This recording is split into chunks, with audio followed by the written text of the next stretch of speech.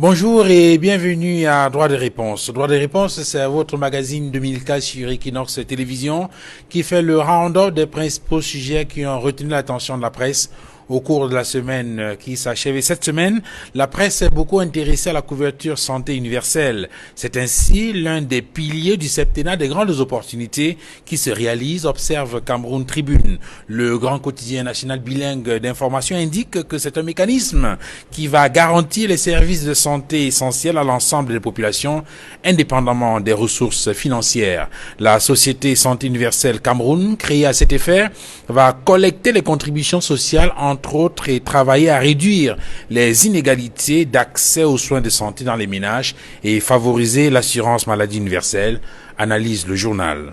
À cet effet, le contrat de partenariat pour la mise en œuvre de ces mécanismes de solidarité nationale a été signé le 27 août dernier à Yaoundé.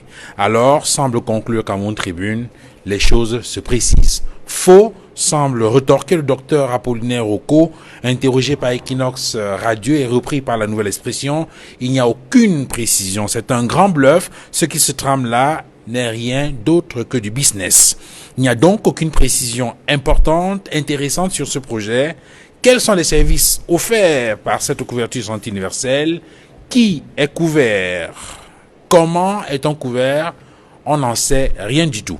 L'ancien secrétaire général adjoint chargé du partenariat et des relations internationales de 2016 à 2019 est par ailleurs membre du bureau du CIMEC qui a été au départ de ce projet pense que c'est une gabegie financière qui se prépare. Les 1300 milliards de francs CFA mobilisés pour cette affaire risquent de s'évaporer dans la nature comme ça a été le cas avec les fonds de la CAN 2019, ajoute-t-il. Cette mise en garde de ce syndicaliste suscite des interrogations sur les contours de ce projet. N'est-ce pas là une sorte ou un autre éléphant blanc qui se profile à l'horizon? Ne risque-t-on pas de se retrouver à la fin dans la situation de Leadership Academy? Pourquoi recourir à l'expertise étrangère? N'y a-t-il pas une expertise avérée en la matière au Cameroun? Sont-ce vraiment les Coréens qui sont derrière ce projet? Comment arrivera-t-on aujourd'hui à mobiliser les moyens financiers nécessaires à cette opération dans un contexte de crise multiforme? Et parlant justement de crise, la situation sécuritaire dans les régions du nord-ouest et du sud-ouest reste une préoccupation majeure. La Nouvelle Expression fait remarquer qu'il y a eu une scène de guérilla urbaine à Bamenda cette semaine. À l'origine de cette situation, explique l'autre confrère, le Messager, un policier a été tué par des séparatistes. On le voit donc, un an exactement après le grand dialogue national, dont les résolutions étaient censées apporter des solutions à la crise anglophone, la situation ne s'est pas beaucoup améliorée. D'ailleurs, ce n'est que cette semaine que le comité de suivi a tenu sa toute première réunion, un an après la tenue du grand dialogue national. Alors que l'insécurité persiste, le gouvernement prépare les élections régionales. Un décret du président de la République rendu public cette semaine fixe le nombre de conseillers régionaux par département et par catégorie. Si le journal Mutation parle d'arbitraire présidentiel en dénonçant l'inégale répartition, Émergence pour sa part trouve que cette préoccupation est ailleurs.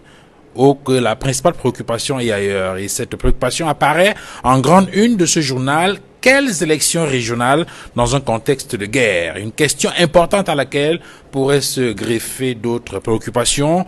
Où en est-on avec le statut spécial des régions du nord-ouest et du sud-ouest depuis la fin du grand dialogue national? L'esprit de ce grand dialogue national qui priorisait un accord de cessez-le-feu est-il toujours en vigueur? Est-il toujours respecté? Qu'apporteront les élections régionales à venir à la résolution de la crise? Et le SIF a une réponse claire et nette là-dessus. Le journal Le Jour annonce que ni John Frundi s'oppose aux élections régionales à venir. Le président national du Social Democratic Front pose les conditions pour l'organisation du scrutin attendu.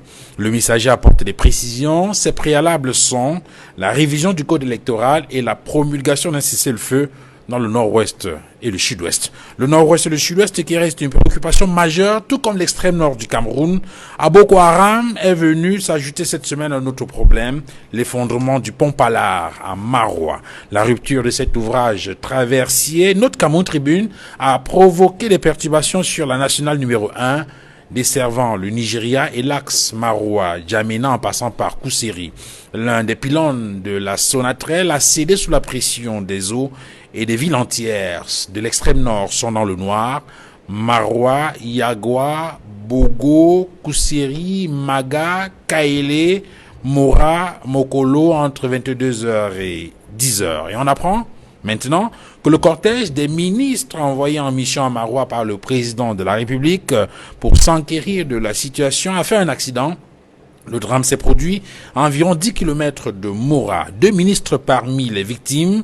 Le bilan provisoire fait état de 13 blessés et 5 voitures endommagées. Selon des sources dans la délégation, les travaux sur la nationale numéro 1, ajoutés à la mauvaise visibilité, seraient à l'origine de cette sortie de route. Les véhicules du cortège ont raté un pont et se sont retrouvés dans les eaux. Est-ce un signe des temps? On va tenter de faire une sorte de lecture des oracles ou de la prédiction ce dimanche dans le cadre de cette émission de droit des réponses avec nos invités. J'introduis d'abord Maître Georges Teghem. Bonjour. Bonjour à vos téléspectateurs aussi nombreux. Bonjour à tous les copanélistes. C'est un plaisir d'échanger encore avec vous aujourd'hui et merci de m'accueillir. Vous êtes militant du RDPC, le Rassemblement démocratique du peuple camerounais, le parti au pouvoir, où vous êtes communicant du Lyon. Salmon Béaz, bonsoir, bonjour. Bonjour Duval, bonjour à Maître Teghem, bonjour Maître Tchapi, Lavoisier, et un bonjour inconditionnel à mon frère aîné, Monsieur Edmond Kamgia, que j'ai toujours pris la peine de regarder à la maison en voyant ces développements. L'éducation qu'il donne à la population camerounaise, c'est tout le MRC qui est honoré sur ce plateau. Merci Salmon Béaz d'être sur ce plateau. Vous êtes militant du MRC, le mouvement pour la renaissance du Cameroun. Edmond Kamgia, bonjour. Bonjour Duval Fangois, je salue tous les co-panélistes et je dis bienvenue à Salmon Béaz sur ce plateau qui est la première en ce qui le concerne. Et je lui souhaite de se retrouver parmi les grands panélistes qui développent l'actualité et analysent la situation nationale et internationale sur ce plateau. Je salue de manière amicale et très fraternelle tous les téléspectateurs fidèles de cette émission au Cameroun, en Afrique et partout à travers le monde. Edmond Kamgia, vous êtes journaliste éditorialiste à la Nouvelle Expression et consultant sur droit des réponses. Maître Lavoisier Tchapi, bonjour. Bonjour Monsieur Duval, bonjour aux co-panélistes. Un bonjour tout à fait spécial à nos amis de Bafoussam, la capitale du pays, Bamléké, cette ville qui porte toute une partie de l'histoire du Cameroun. On espère que cette histoire du Cameroun, on l'écrira réellement tel que cela s'est passé dans l'ouest du Cameroun un jour. Ah, il semble qu'ils sont très nombreux de ce côté de Bafoussam qui se retrouvent les dimanches pour regarder cette émission de droit des réponses. Absolument, droit des réponses est devenu l'émission phare de la ville de Bafoussam. Et tous ceux qui passent à droit de réponse sont aisément reconnus dans les rues de Bafoussam. Et à chaque fois, on leur fait des coucous, des encouragements. C'est très intéressant.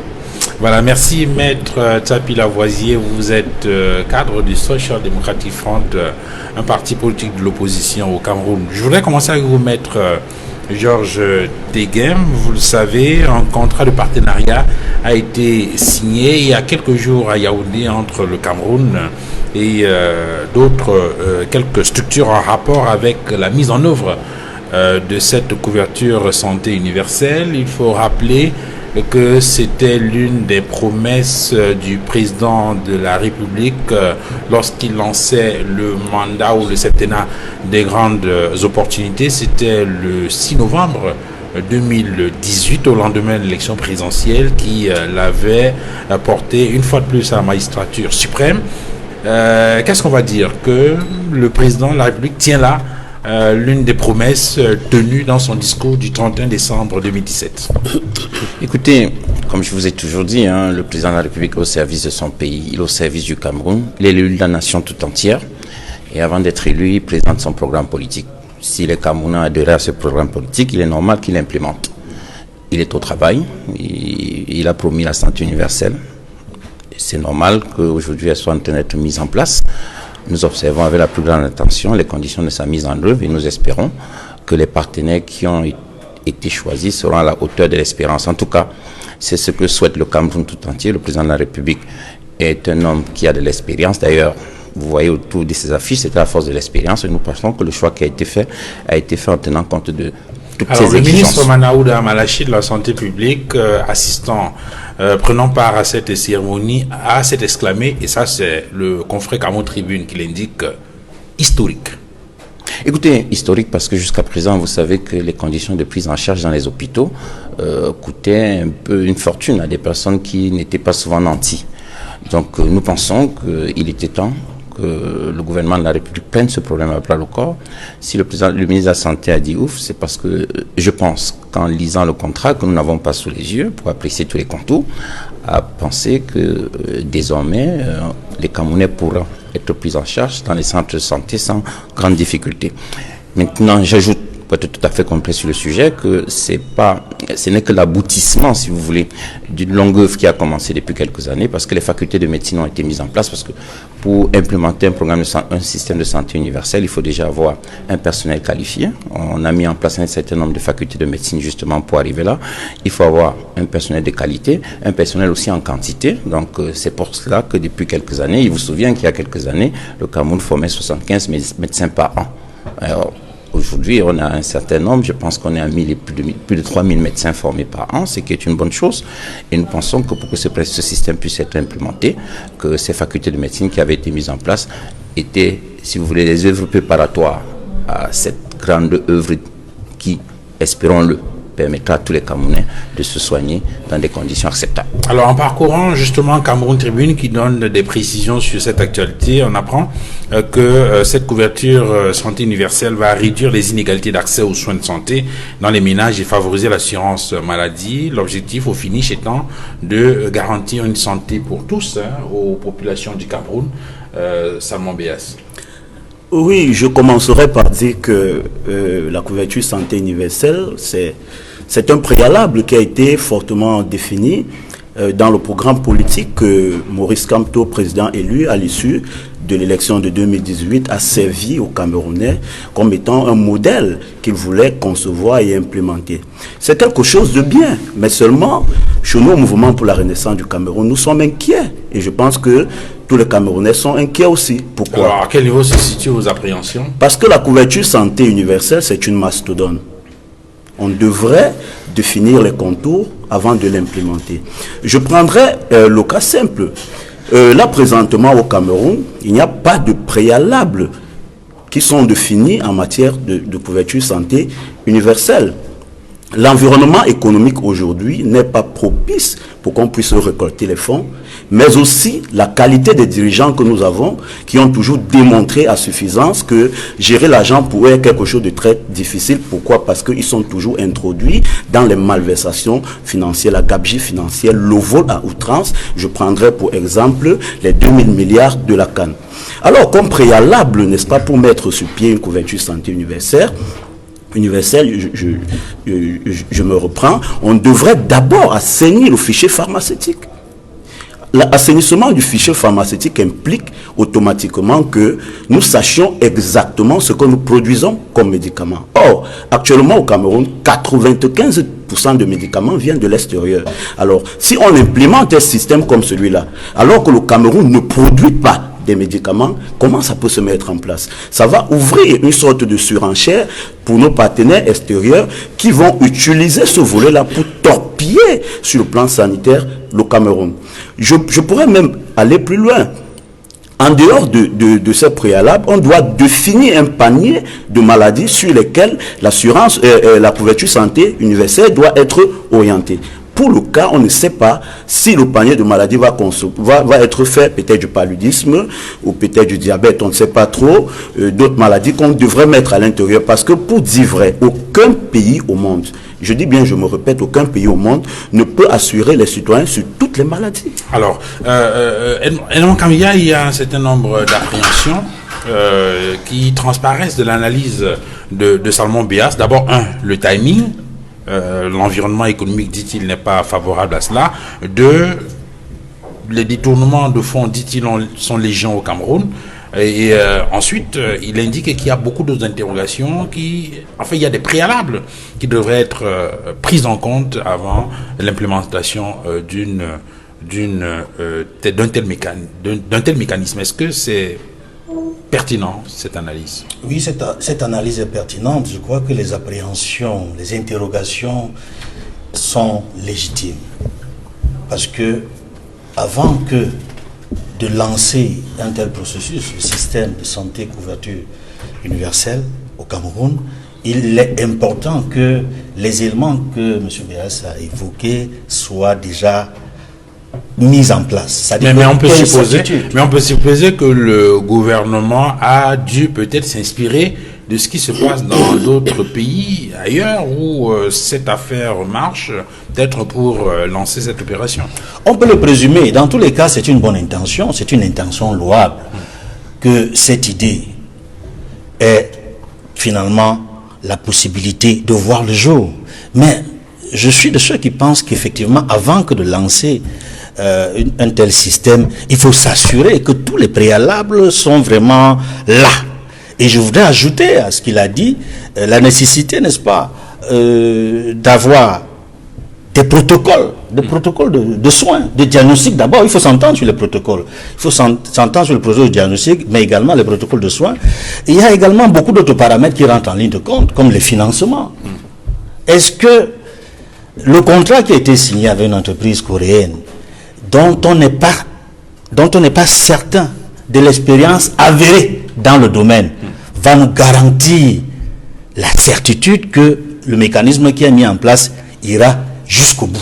C'est une autre interrogation qu'il faut se poser.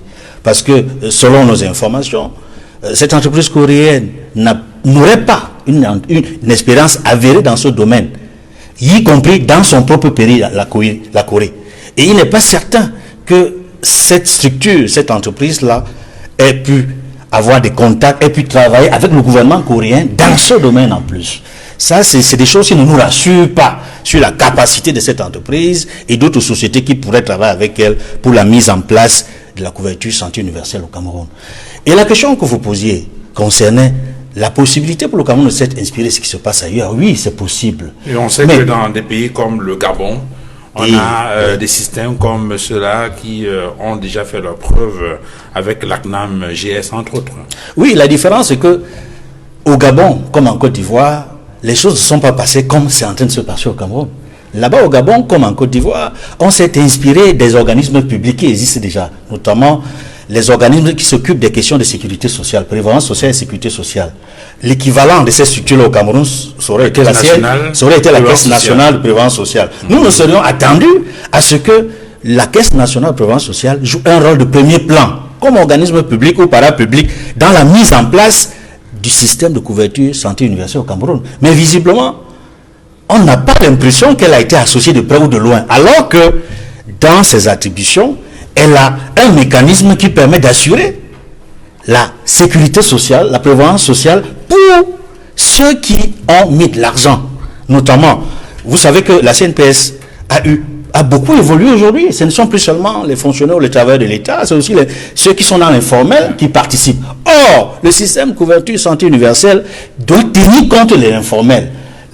Ceux qui travaillent dans l'informel doivent également participer. Maintenant, il faut définir le montant de la participation. Quand la CNPS n'est pas associée de manière officielle, c'est également une autre source d'inquiétude sur la mise en place d'une telle structure. Et justement, quand vous parlez de ces appréhensions, on va peut-être revenir tout à l'heure sur la réaction du ministre du Travail et de la Sécurité sociale. On a ça transparaît, je veux dire, il y a quelque chose qui transparaît de sa récente réaction sur la question, on reviendra là-dessus. Il y a comme une sorte d'appréhension, pour ne pas parler de conspiratisme. On revient là-dessus, Edmond Kangia. Maître Lavoie-Sapie, quel est le regard que vous posez sur ce projet qui, de toute évidence, est un projet intéressant, mais qui, pour beaucoup, un certain nombre d'observateurs risque d'être un flop? Oui, c'est un projet qui est intéressant sur papier. Est-ce qu'il a la moindre chance d'être réalisé? J'en doute. J'en doute parce que en 1988, le président de la République avait lancé un slogan politique « Santé pour tous » en l'an 2000. il était prévu que les Camerounais, à partir de l'année 2000, devaient accéder au maximum de soins de santé et le moins cher possible. Aujourd'hui, après presque 20 ans, on en est là. La santé au Cameroun coûte plus cher qu'avant. Et aussi, le système de santé camerounais est hyper centralisé. Hyper centralisé parce que tout se décide à Yaoundé. Même s'il faut doter un hôpital de quartier de médicaments, il faut que la décision vienne de Yaoundé. S'il faut qu'un médecin soit recruté dans un village ou dans un arrondissement, la décision vient de Yaoundé. Nous avons un système de santé hyper centralisé. Et le gouvernement a pris des mesures par le passé pour dire que ces mesures étaient visées à alléger les souffrances des populations en matière de santé. Par exemple, le ministre de la Santé publique avait, à l'époque, je crois que c'est le ministre Mama Fouda, avait pris une lettre circulaire pour dire que les césariennes dans les hôpitaux devaient coûter 25 000. Les césariennes, une femme qui accouche par césarienne ne devait payer que 25 000. Mais ça n'a jamais été appliqué. Aujourd'hui, là, dans les hôpitaux, vous ne pouvez pas avoir une césarienne à moins de 150 000. Donc, on vous a dit, par exemple, que les soins de sida, c'est gratuit.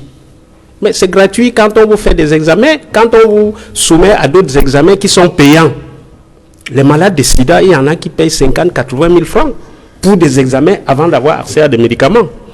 Donc, moi, je pense que... Comment dire, vous mettez ça dans le chapitre des promesses irréalisables? Oui. C'est vraiment un slogan politique. Je ne vois pas que M. Paul Biya puisse réaliser ce projet. Surtout qu'on l'a budgétisé, selon ce que les médias ont rapporté, à 1300 milliards de francs CFA. Et puis, lorsque on prend une société coréenne, est-ce que ça veut dire 60 ans après les indépendances qu'on manque les ressources humaines au Cameroun en matière de management des politiques de santé publique, alors que au CUTS, on forme les administrateurs de la santé publique. On a des professeurs agrégés en santé publique au Cameroun. On a des économistes. Je ne sais pas comment est-ce que, pour un programme comme celui-là, il faut aller en Corée chercher une expertise. De toutes les façons, c'est la politique du RDPC. Je pense que le SDF, le chairman l'a abondamment développé dans ses programmes politiques en matière de santé publique au Cameroun.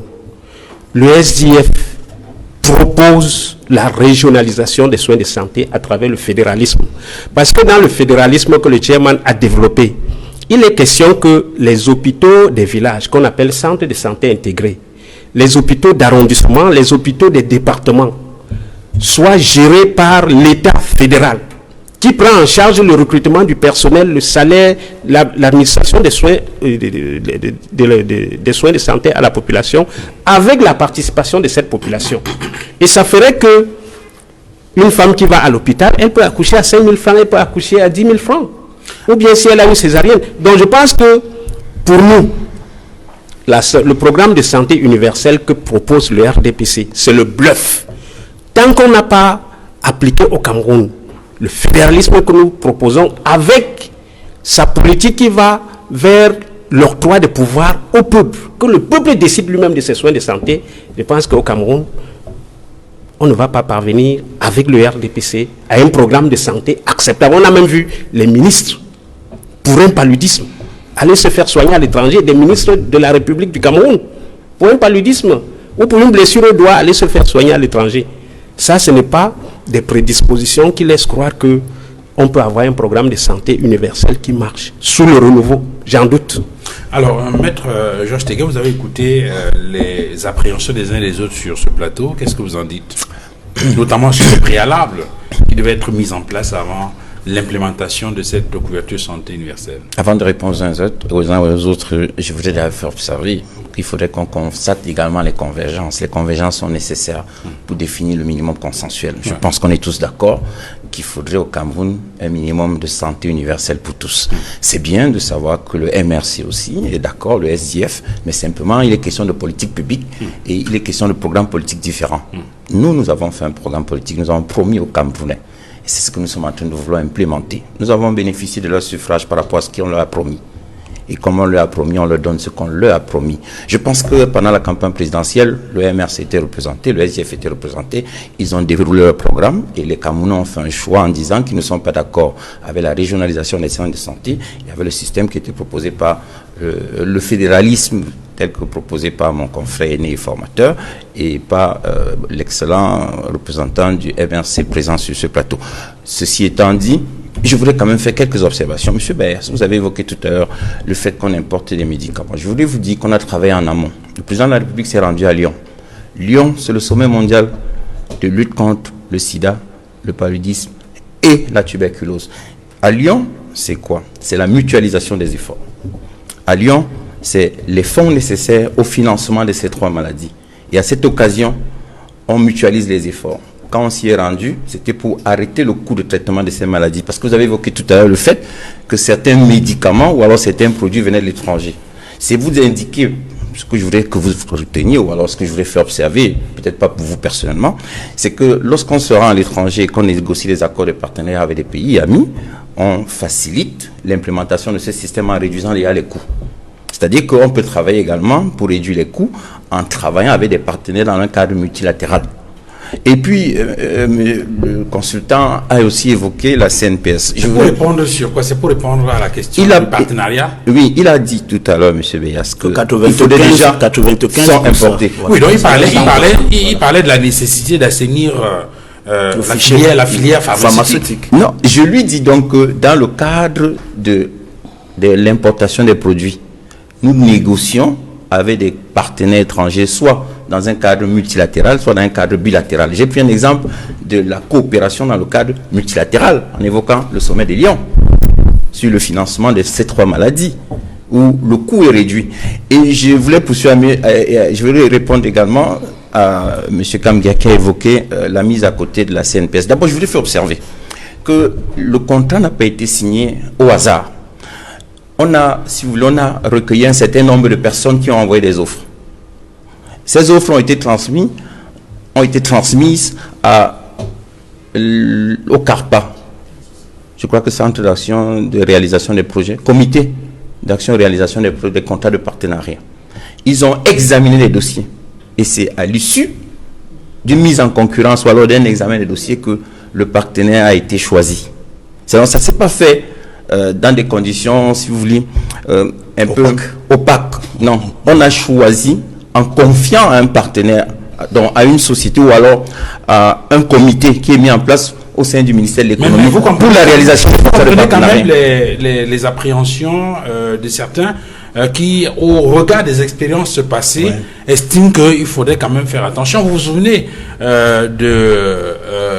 parce que les questions que les gens se posent, par exemple, c'est est-ce que ce sont vraiment des Coréens, est-ce que ce ne sont pas des Camerounais qui se cachent derrière ces Coréens? Vous vous souvenez de l'affaire de la privatisation de la SNEC avec ceux qu'on a présentés comme étant des Marocains qui étaient derrière un projet. Après, on s'est rendu compte par la suite que c'est des Camerounais. Est-ce qu'on a des assurances qu'effectivement il s'agit des Coréens qui ont une expertise avérée dans le domaine et qui portent ce projet? Je vous ai dit tantôt que je n'ai pas lu le dossier. Okay. Mais j'indique pour poursuivre que ça ne s'est pas fait au hasard. On a confié au CARPA le soin de sélectionner le partenaire qui devait accompagner le gouvernement dans cette mesure ou alors dans l'implémentation de cette mesure salutaire pour tous. Et la CNPS, parce que votre consultant à ma gauche a évoqué la CNPS. Je voudrais lui dire que dans l'implémentation, lorsque vous lisez le dossier, je ne l'ai pas en entier, mais ce que j'ai lu du dossier, c'est ceux qui seront malades vont être soignés par ceux qui sont en santé. C'est-à-dire que ceux qui sont en santé cotisent pour ceux qui sont malades. Or, dans le système de la CNPS, c'est quoi? C'est un système de retraite par capitalisation. Le système de retraite par capitalisation, c'est quoi? C'est ceux qui travaillent cotisent, les fonds qu'ils cotisent sont placés, donc on fait des placements et ensuite on reverse. Ce qui est différent d'un système de retraite par répartition. Il me semble que si on veut faire le parallèle entre le système qui est mis en place pour la couverture santé universelle et la CNPS, je pense que les activités seraient incompatibles. Parce que dans le système de la CNPS, les travailleurs ou alors les gens du secteur informel cotisent, la CNPS fait des placements financiers et ce sont les revenus des placements qui sont redistribués. Okay. Alors que dans le cas, je vais quand même finir sur la question, alors que dans le cas de la couverture santé universelle, c'est ceux qui sont malades, ceux qui sont en santé travaillent et cotisent pour ceux qui sont malades. Donc c'est un peu comme un système de retraite par répartition. Pour être tout à fait complet sur ce sujet, parce que je pense que il a évoqué tout à l'heure une question de, si vous voulez, de décentralisation ou alors d'extrême centralisation des soins de santé. De ceux qui sont proches du dossier, qu'il s'agit quand même de soulager les frais de santé qui pourraient être supportés à hauteur de 70%.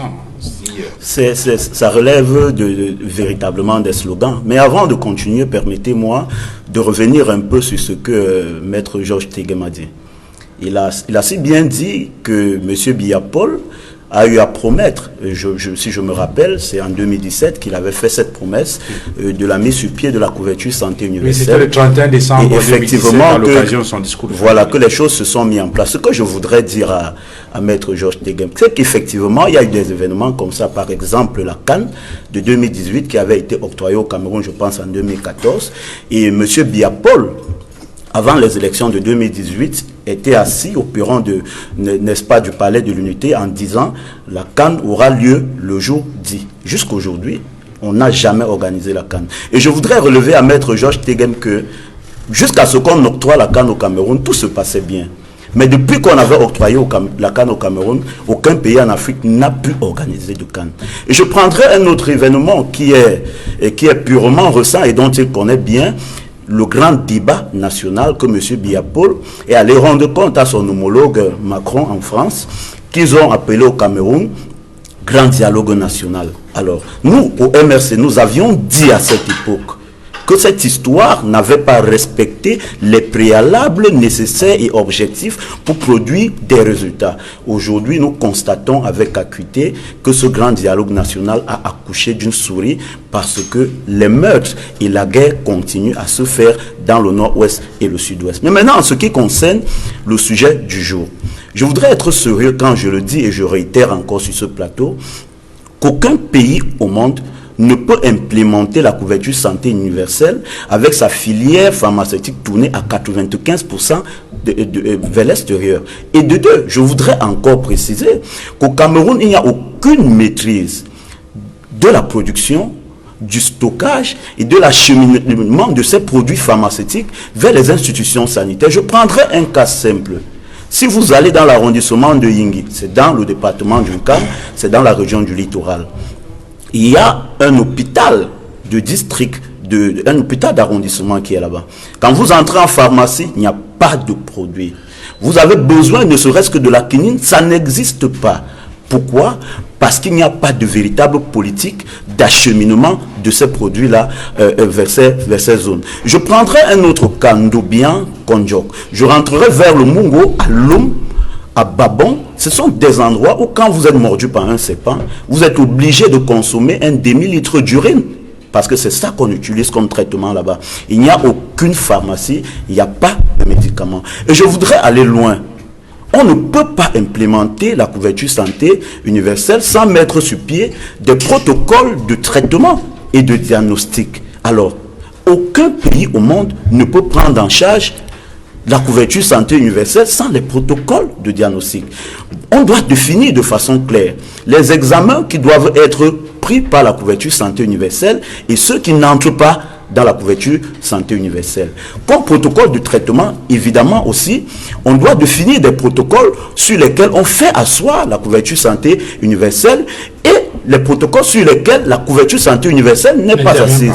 Parce que nous ne devons pas oublier que c'est le patient qui choisit le protocole de traitement qui lui est imposé quand il est malade. Si moi j'ai mes moyens, effectivement, et que je me rends compte que les médicaments qui sont utilisés dans la couverture santé universelle ne me permettent pas d'avoir une guérison rapide, il y a donc des mécanismes qui prévoient que je puisse utiliser mon argent pour choisir d'autres protocoles qui sont mis en matière de santé publique et recourir à une santé beaucoup plus capitale. Alors, il est vrai que la couverture santé universelle est mise sur pied pour alléger, pour permettre aux citoyens d'avoir accès, n'est-ce pas, aux politiques publiques de la santé, d'avoir accès aux meilleurs soins de santé. Mais il ne faut pas ignorer que il faudrait que les protocoles existent pour permettre à tout le monde de savoir comment cette santé-là sera implémentée. Et la façon de fonctionner des amis de Maître Téguém, qui ont toujours utilisé l'opacité et le noir, privant ainsi les citoyens du Cameroun à toute connaissance, parce qu'ils restent dans leur bureau, ils conçoivent des choses, des bureaucrates, ils ne consultent pas des professionnels du domaine des épidémiologues qui pourraient donner leur avis. Je prendrai encore un cas simple pour chuter, que nous avons eu le coronavirus, pendant que les autres pays disaient comment on peut combattre la maladie. Chez nous, au ministère de la Recherche scientifique, on nous parlait des chauves-souris dans les forêts de Yabassi et d'autres forêts du Cameroun. Oui, et parlant justement de ces mesures gouvernementales, il faut rappeler qu'on a fermé le parcours Vita, en indiquant qu'il s'agissait des mesures barrières et d'éviter que les gens puissent se rassembler. Pourtant, on voit que les gens continuent à aller dans les marchés. Effectivement, ce n'était qu'une façade, parce que le Cameroun ne pouvait pas mettre sur pied les modèles de confinement que les autres ont utilisés, parce que déjà, du point de vue économique, nous étions frappés. Nous avons pratiquement 2 zones économiquement sinistrées. C'est le cas du Cameroun qui l'a si bien dit. Nous avons une économie informelle qui ne fonctionne pas. Nous avons une économie formelle qui est complètement au sol. Vous ne pouvez que voir les rapports du GICAM, de monsieur, du président Célestin Kaoumba, qui démontre la suffisance que le Cameroun est dormi. On a bien vu que cette structure qui permet aux gens de se décarcasser tout le matin et d'éviter un certain nombre de maladies a été fermée. Moi, je pense juste qu'on pouvait prendre des dispositions. Si le Cameroun était bien outillé, on devait garder l'infrastructure ouverte, mais prendre des dispositions pour réduire peut-être la quantité de personnes, ou alors que un système alterné. Voilà, effectivement, que les gens qui font de l'activité physique passent par vagues bien contrôlées pour permettre la circulation et que les personnes ne soient pas beaucoup plus exposées. Edmond Kamgia, lorsque vous observez bien cette affaire, est-ce que vous n'avez pas peur qu'on soit une fois de plus, une fois encore en train de vouloir tromper le chef de l'État? On peut le penser. J'ai commencé par dire que l'intention était louable, que l'on passe de la réflexion à l'action. Mais les conditions dans lesquelles on veut passer à l'action ne suscitent pas, j'allais dire, un enthousiasme grand de la part de la société civile, de la part de certaines formations politiques, de la part même des médecins, parce que j'ai eu à discuter avec des amis médecins de différentes spécialisations qui ont également des réserves et des appréhensions sur la mise en place dans les jours, les semaines ou les mois à venir du système couverture santé universelle au Cameroun par cette entreprise coréenne qu'on ne maîtrise pas beaucoup, dont le profil et le parcours ne rassurent pas. J'insiste là-dessus. Parce qu'on nous aurait présenté une structure, une entreprise qui a un véritable bagage en termes de parcours professionnel, que ce soit en Corée ou ailleurs, que nos appréhensions, et notamment ceux du secteur, les médecins, les paramédicaux et autres, seraient à moitié rassurés. Mais ils ne sont, je dis, les médecins, les gens du secteur médical ne sont pas du tout rassurés. Parce que non seulement on les a mis totalement de côté, on ne les a pas associés à la mise en place de ce système qu'ils attendaient de tous leurs voeux, mais on signe un contrat avec une entreprise dont on a du mal à savoir effectivement si elle sera capable de mener à bien les objectifs pour lesquels le contrat a été signé. La question, c'est de savoir, est-ce que ceux qui l'ont fait ne trompent pas une fois de plus le chef de l'État? Parce que je l'indiquais tout à l'heure, on a écouté le ministre du Travail et de la Sécurité sociale, oui, et on l'a écouté attentivement. Il ne l'a pas dit, mais on a cru lire entre les lignes qu'il avait des appréhensions, qu'il semblait alerter sur des précautions qu'il faut prendre dans la mise en place, dans l'implémentation de ce système. Effectivement, au terme d'une conférence interministérielle, on a vu le ministre du Travail et de la Prévoyance sociale, Grégoire Orna, circonspect. C'est-à-dire, face à la presse, il nous donnait l'impression de ne pas maîtriser les contours de ce mécanisme qu'on veut mettre en place. Or, il se trouve qu'il a la tête d'un département ministériel qui devrait jouer un rôle de premier plan. Le ministère du Travail et de la Prévoyance sociale. Et la Sécurité sociale. La Sécurité sociale. Donc, si déjà à son niveau, il n'a pas le sentiment de cerner les contours, ce n'est pas une affaire qui semble confisquée par le ministre de la Santé publique, qui va rassurer les personnels de la santé publique sur ce mécanisme-là. Je me serais attendu à ce que il y ait une vaste concertation sur la question avant même la signature du contrat. Parce qu'il faut le dire, il y a eu des séminaires organisés par beaucoup de structures étatiques et non étatiques sur la question du système de couverture santé universelle au Cameroun, dans plusieurs villes du pays. Mais curieusement, au moment où on veut implémenter la structure, on a l'impression qu'on n'a pas écouté ou pris en compte un certain nombre de doléances qui avaient été formulées dans le passé, y compris par le syndicat des médecins du Cameroun, dont la plupart des premiers dirigeants ont été affectés de manière disciplinaire dans les contrées, dans les villages aux frontières du Cameroun, pour les empêcher, malgré leur spécialisation, d'être utiles dans les agglomérations, simplement pour détruire le travail que ce syndicat a mené pour que, si on veut mettre en place un système de couverture santé universelle, que ce soit de qualité, malheureusement, on les a non seulement disloqués à travers les sanctions disciplinaires, mais également on n'a pas permis à ce que leurs doléances soient prises en compte au moment où on veut l'implémenter. C'est ce que je suis en train de constater. Et c'est malheureux et c'est dommage. Et je voudrais répondre un peu à M. Tegem lorsque j'ai évoqué la CNPS qui ne semble pas associée de manière efficace à ce système-là. Il nous donne des arguments qu'on peut comprendre, mais qui ne permettent pas, par rapport à l'expérience que nous connaissons au Gabon et en Côte d'Ivoire, où ce sont ces organismes publics ou parapublics qui s'occupent de la sécurité sociale, qui ont été au cœur des phases de lancement. Et c'est en train de marcher au Gabon comme en Côte d'Ivoire, parce que il est bon pour s'assurer du contrôle et du suivi du mécanisme, que ce soit des organismes publics qui démarrent la procédure. Quand on fait confiance immédiatement à une entreprise coréenne, dont on ne peut pas cerner les contours de l'efficacité, de l'expérience, je disais tout à l'heure, c'est assez inquiétant. Parce qu'il ne faut pas que, dans 3 ans ou en 4 ans, on se rende compte que c'était une entourloupe, que c'était des Camerounais qui s'étaient embusqués. Il ne faut pas faire à nouveau mentir le président. Il ne faut pas faire mentir le président de la République, parce que la parole du président, comme disait le ministre de la République, est sacrée. Ne faites pas mentir une fois de plus Paul Biya. Qu'ils disent que ce sera après le jour dit, et après on met sur pied ce système qu'on attendait tous, mais qui ne marche jamais. Parce que les précautions d'usage n'ont pas été mises en place pour le contrôle et le suivi, afin qu'on puisse avoir un véritable système, un véritable mécanisme de santé universelle au Cameroun. Alors, M. Tapi, vous ne direz pas comme le docteur Roko. Ah oui, c'est vrai que vous avez dit tout à l'heure que c'est un grand bluff. Ouais. Et on a entendu d'autres analystes faire d'ailleurs une comparaison avec une affaire semblable comme ça il y a quelques années ici, la fameuse affaire Leadership Academy. Oui, je voudrais rebondir sur les derniers propos de Edmond pour dire que on fait mentir à Paul Biya tout le temps aux Camerounais.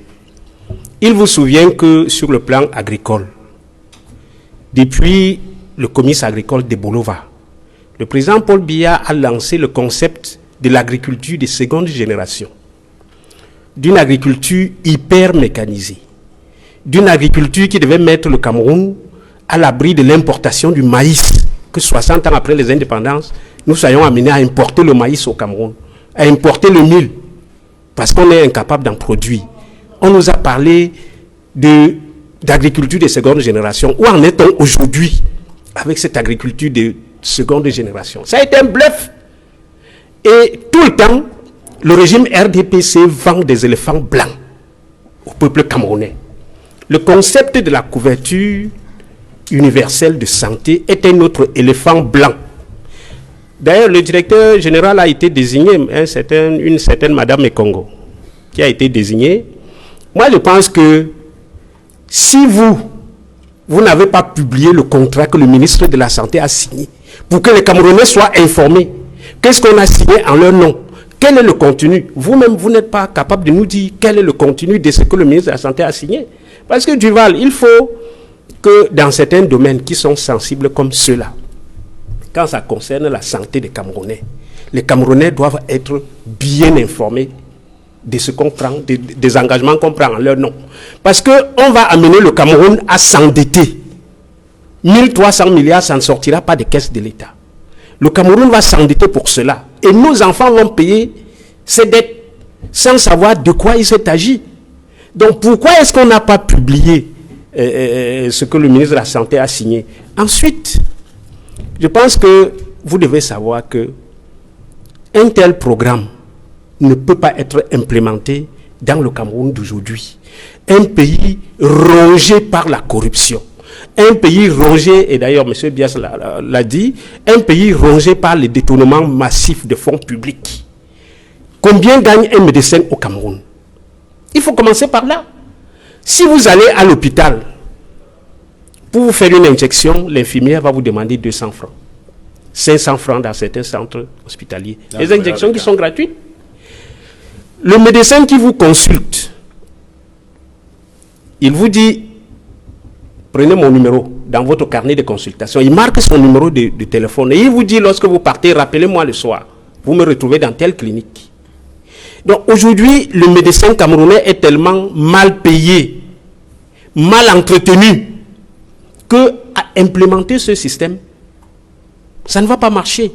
Et ensuite, quel est le rapport entre le concept de la santé universelle et le ministère de la Santé publique? Quel sera le rapport entre les deux institutions? Qu'est-ce que le ministère va faire? Qu'est-ce que le programme de santé universelle va faire? Il faudrait que le Camerounais le sache. Pour le moment, les Camerounais ne le savent pas. Et puis, j'ai pris connaissance des propos du ministre de la Santé qui, au cours de la cérémonie de signature de ce contrat, a dit que la société coréenne va aller maintenant, avant de concevoir, développer et venir voir comment est-ce que ce programme peut être implémenté. Ça veut dire qu'au moment où on signe ce contrat, il n'y a encore rien de concret. Donc, c'est un autre éléphant blanc qui arrive. À quoi est-ce que les Camerounais vont s'attendre? Je crois qu'il ne faut rien espérer d'un tel programme au vu du système de gouvernance actuel. C'est un système de mauvaise gouvernance. Et un système de mauvaise gouvernance ne peut rien produire de bon, même sur le plan santé. Dernière prise de parole sur le sujet, M. Teguet, pour répondre à ces appréhensions-là. Je peux comprendre les appréhensions des uns et des autres, mais je pense que c'est parce que vous n'avez pas peut-être pris la peine de bien examiner ce qui s'est passé le 27 août dernier. Le système de santé universelle, contrairement à ce que vous affirmez, n'a pas été confié aux Coréens. Les Coréens sont des partenaires techniques, c'est-à-dire nous apportent leur assistance technique. Comme dans tous les pays du monde, on peut solliciter l'assistance technique d'un tiers. En réalité, de quoi s'agit-il? On a confié. Mais on a le sentiment qu'il n'y a pas une expertise avérée dans le domaine. Excusez-moi, l'assistance technique peut se faire de diverses façons. Lorsque je vais développer, vous comprendrez ce que je voudrais insinuer. Lorsqu'on a décidé de mettre en place le système santé universel, la couverture santé universelle, le ministre de la Santé a signé le contrat après avoir transmis le dossier au comité d'appui à la réalisation des contrats de partenariat. Il me semble que j'ai maintenant un peu l'idée du CAPA. Quand il a fait le choix, on a confié justement à la SUCAM, Santé universelle Cameroun, qui est dirigée par Mme Mekongo. Qu'est-ce qui est en réalité confié à cette dame? On lui dit, voilà, vous allez indiquer à l'État du Cameroun les modes de financement de ce système, en intégrant le secteur formel, le secteur informel et la participation de l'État.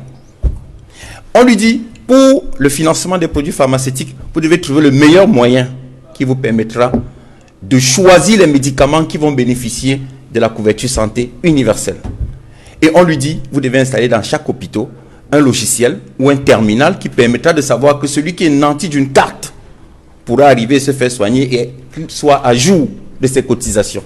Donc, c'est pour mettre en place tout cela que ce contrat a été signé et on a choisi dans les partenaires coréens, dans le cadre de la mise en place des terminaux dans des hôpitaux, y compris dans les zones les plus reculées, pour répondre à M. Béas. Donc, ce que je voudrais faire observer, c'est que vous êtes en train de mettre la charrue avant les bœufs, vous êtes en train de tuer une société qui a été mise en place, qui n'a pas encore été, si vous voulez, qui n'a pas encore posé le moindre acte. Vous êtes, comme toujours, dans l'opposition camerounaise, en train de préjuger un avenir sombre pour ce pays, alors que dans ce pays, d'ailleurs on l'a vu le 1er juin, on a eu des débats ici, vous avez dit qu'il ne doit pas avoir rentrée scolaire. Moi je pense qu'au Cameroun, il y a, si vous voulez, et ça je le regrette pour certains partis politiques, une sorte de banalisation de l'incivisme. Moi je pense que lorsqu'on met en place une structure comme celle-là, Elle n'a pas encore posé le moindre acte. Vous ne pouvez pas, aujourd'hui, Donc, commencer à dire que... Est-ce qu'on peut savoir si les assureurs camerounais, par exemple, ont été associés, entre autres? Parce que Edmond a évoqué un autre aspect tout à l'heure.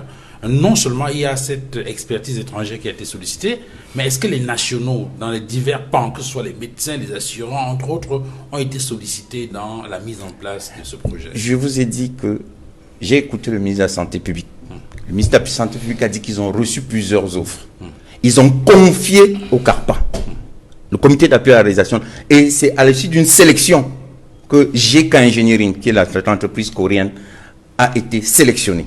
Donc je pense qu'à cette occasion, à cette mise en concurrence, il y avait toutes les personnes que vous êtes en train d'énumérer.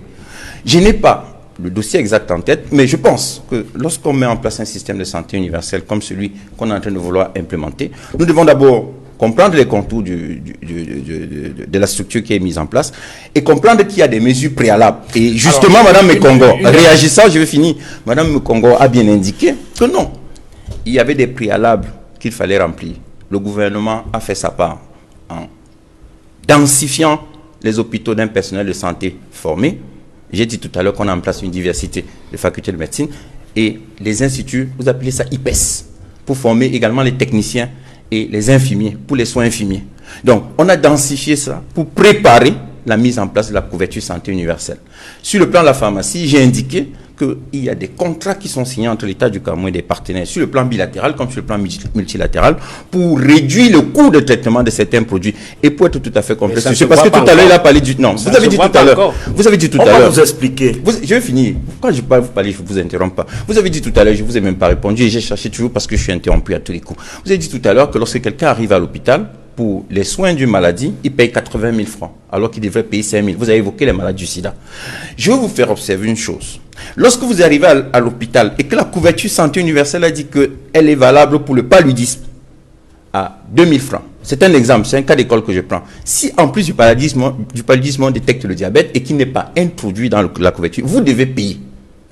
Donc, si quelqu'un arrive à l'hôpital pour un examen relatif à un bilan de santé, à l'occasion du bilan, on trouve qu'il est séropositif, il a une typhoïde, il a une autre maladie, que je pourrais choisir un cancer ou n'importe quoi. Pour les autres frais qui ne sont pas contenus dans les 5 000 francs qui tiennent pour le traitement du VIH-Sida, et d'ailleurs, dessus même, je vous dis que l'ambassadeur des États-Unis, celui qui est parti la dernière fois, dans son dernier entretien accordé à un journal, a dit que désormais les soins du VIH-Sida au Cameroun sont gratuits. Parce que même les 5 000 francs, ils ont décidé, eux, dans un accord avec nous, de prendre sur eux les soins, même à 5 000 francs. Donc, il a demandé au gouvernement camerounais, il a été très content, dit-il dans son entretien, que le ministre de la Santé permette que désormais les malades du sida soient soignés à 0 francs. Mais là, vous comprenez très bien, M. Teguin, la difficulté, c'est qu'au-delà des discours, maintenant, il faudrait qu'effectivement, sur le terrain, qu'on ressente cela. Elle l'a dit. Excusez-moi. Les Camerounais qui vont dans les hôpitaux, qui vont dans les écoles. Ce n'est pas encore implémenté. Et elle, Mme Mekongo, dans l'entretien qu'elle accorde, elle a dit que pas avant 14 mois. Elle a même dit pas avant 14-15 mois. Parce qu'elle doit faire un travail, elle doit recruter un personnel.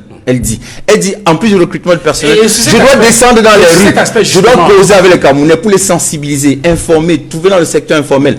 1, 2, 3, le montant même des cotisations n'est pas encore fixé. C'est-à-dire que personne ne peut dire aujourd'hui combien chacun donnera au titre de sa participation au fonds de la couverture santé universelle. 300 milliards de francs CFA. Enfin, ça c'est le budget qui a été arrêté. Ok. Alors, Samon Bias, il faut qu'on sorte. La question que beaucoup se posent, c'est d'où viendront les fonds? Il faut quand même savoir qu'on est dans un pays qui fait face à des crises multiformes. Effectivement, c'est pour ça que Maître Georges Tegem avec le RDPC ne doivent pas vendre l'illusion au peuple camerounais. Comme ils font dans la politique de la fourberie et du mensonge. Nous sommes là pour déconstruire tout ça. Parce que en 2012-2013, nous n'avions pas encore deux zones économiquement sinistrées comme c'est le cas. Nous n'avions pas une économie complètement clouée comme c'est le cas. Mais à cette époque-là, ils n'avaient pas pensé ce projet. Or, comment expliquer qu'à cette époque-là, où il y avait des conditions réunies pour que ça marche, ça n'a pas été fait? C'est maintenant où toutes les conditions ne sont pas réunies que ça va marcher. Et de deux, je voudrais préciser qu'on définit toujours le Cameroun comme si le Cameroun était un vase clos. Il y a des Camerounais en France. Seulement dans la seule ville de Paris, il y a plus de médecins à Paris que dans tout le Cameroun. il y a les pharmaciens, il y a les techniciens dans tous les domaines de la médecine, au Canada, au Japon et partout. Ce sont les Camerounais. Est-ce que ces Camerounais-là ont été associés à ce projet? Non. Alors on les exclut tout simplement parce que on sait que quand ils vont arriver, ils vont mettre sur pied des préalables qui vont permettre aux amis de M. Georges Tegem de ne pas voler. Puisque ils fonctionnent toujours avec des partenaires étrangers pour créer des conditions de rétrocommission, de vol, de corruption et de détournement. C'est de ça qu'il est question. Et de trois, je voudrais dire à Maître Georges Tegem qui parle, que je lui mets au défi qu'on aille dans le département d'Unkam et qu'il me montre une seule infrastructure sanitaire. Une seule. Je vais prendre 4 arrondissements. Yabassi, Yingi, Konjo et Ndoubian, qui me montre une seule infrastructure sanitaire qui marche. Voilà donc on veut mettre sur pied une couverture santé universelle, alors que cette région n'a pas déjà implanté des structures sanitaires capables d'accueillir ce projet. Mais monsieur Georges Tegem, ça c'est un pavé dans la mare. Vous racontez des histoires aux gens. Et nous sommes là pour dire aux Camerounais d'être aujourd'hui attentifs. Parce que quand les gens prennent des contrats en leur nom, ceux-là volent de l'argent, vont sécuriser leur famille partout où nous connaissons, dans des paradis fiscaux et tout. Et c'est nous, les fils des pauvres, qui devons payer ces dettes pendant beaucoup d'années. Il faut que ça s'arrête. Et nous vous disons au RDPC, vous devez arrêter ça. Le Cameroun n'est pas un gâteau national, comme vous dites, où vous décidez de comment vous faites des choses et n'importe comment, sans consulter les Camerounais, qui sont en réalité ceux-là qu'on doit consulter, parce que tout ce qu'on doit décider au pays, tout ce qu'on doit décider au pays ne doit que découler d'un consensus général. Maître Georges Tegem vient de dire sur ce plateau qu'il n'a même pas connaissance de ce qu'il y a dans ce contrat, de la substance, de la quintessence. Mais il vient défendre ce qu'il ne connaît même pas sur ce plateau. Il veut que les gens écoutent. Nous nous disons non, il ne faut pas que ça marche comme ça. Ne nous vendez pas l'illusion. Faites ce que les autres font ailleurs et pour permettre à ce que le Cameroun soit un grand pays comme les autres pays ailleurs. Ne nous exposez pas à des clichés comme ceux que nous voyons où les ministres veulent aller au nord et sont obligés de prendre une compagnie aérienne, affréter un avion qui vient d'une compagnie aérienne qu'on appelle Ethiopian Airlines. Alors qu'à Edjo, nous avons laissé un joyau qu'on appelle la Camet, que vous avez bradé comme les autres entreprises de ce pays. Edmond Kamgia, il y a donc la question des fonds qui se pose dans un contexte économique assez morose. Il y a des crises multiformes. L'extrême nord avec Boko Haram, c'est pas encore complètement réglé. À cela s'ajoute la guerre du nord-ouest et du sud-ouest. Et à ce sujet, justement, on a appris cette semaine qu'il y a un policier qui a été abattu par des séparatistes. C'est le journal La Nouvelle Expression qui parlait d'une guérilla urbaine à Bamenda cette semaine parce que cela a provoqué une vague de violence dans le chef-lieu de la région du Nord-Ouest. Et c'est dans ce contexte d'insécurité que le gouvernement prépare des régionales. Je pose la question qui a été à la grande une des émergences cette semaine. Quelles élections dans ce contexte actuel? C'est une très bonne question à laquelle nous avons apporté des éléments de réponse. Déjà, dimanche passé sur ce plateau, nous parvenions à démontrer que l'urgence n'est pas d'organiser les élections régionales en ce qui concerne le nord-ouest et le sud-ouest. La priorité, c'est de tout faire pour parvenir à un cessez-le-feu dans le nord-ouest et le sud-ouest, dans le cadre même que la résolution de l'ONU a convenu. On nous a donné à tous les pays dans le monde où il y a des conflits, on a demandé aux parties prenantes, les forces gouvernementales comme les forces rebelles ou sécessionnistes, de s'asseoir, de discuter, de dialoguer afin de parvenir à un cessez-le-feu. Et la durée que l'ONU a donnée, c'était 90 jours. Et les jours, on compte depuis le 1er juillet. Donc tout le mois de juillet est passé, tout le mois d'août est passé. À la fin de ce mois de septembre, on aura achevé les 90 jours sans parvenir à un cessez-le-feu. Et ça, il faut le dire, si on parvient à la fin de ce mois, parce que vous savez, dans quelques jours, c'est l'Assemblée générale de l'ONU et ça va continuer en octobre par les débats généraux et en marge des rencontres entre les chefs d'État dans différents comités, mais il y a également la possibilité pour le Conseil de sécurité de se réunir pour faire le bilan de la période de 90 jours de pause humanitaire, de trêve, pour trouver un cessez-le-feu partout dans les pays où il y a des conflits, comme le Cameroun. On va se rendre compte que d'ici septembre, d'ici la fin du mois, si les contacts préliminaires qu'on a eus entre la partie gouvernementale et les leaders sécessionnistes depuis le 2 juillet, on n'en parle plus.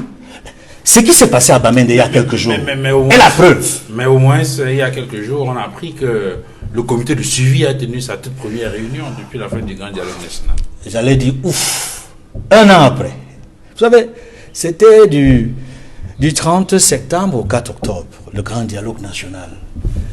Et nous sommes déjà au mois de septembre, hein, c'est-à-dire ça fait pratiquement un an après. Je voudrais comprendre qu'est-ce qui s'est passé, mais on dit mieux vaut tard que jamais.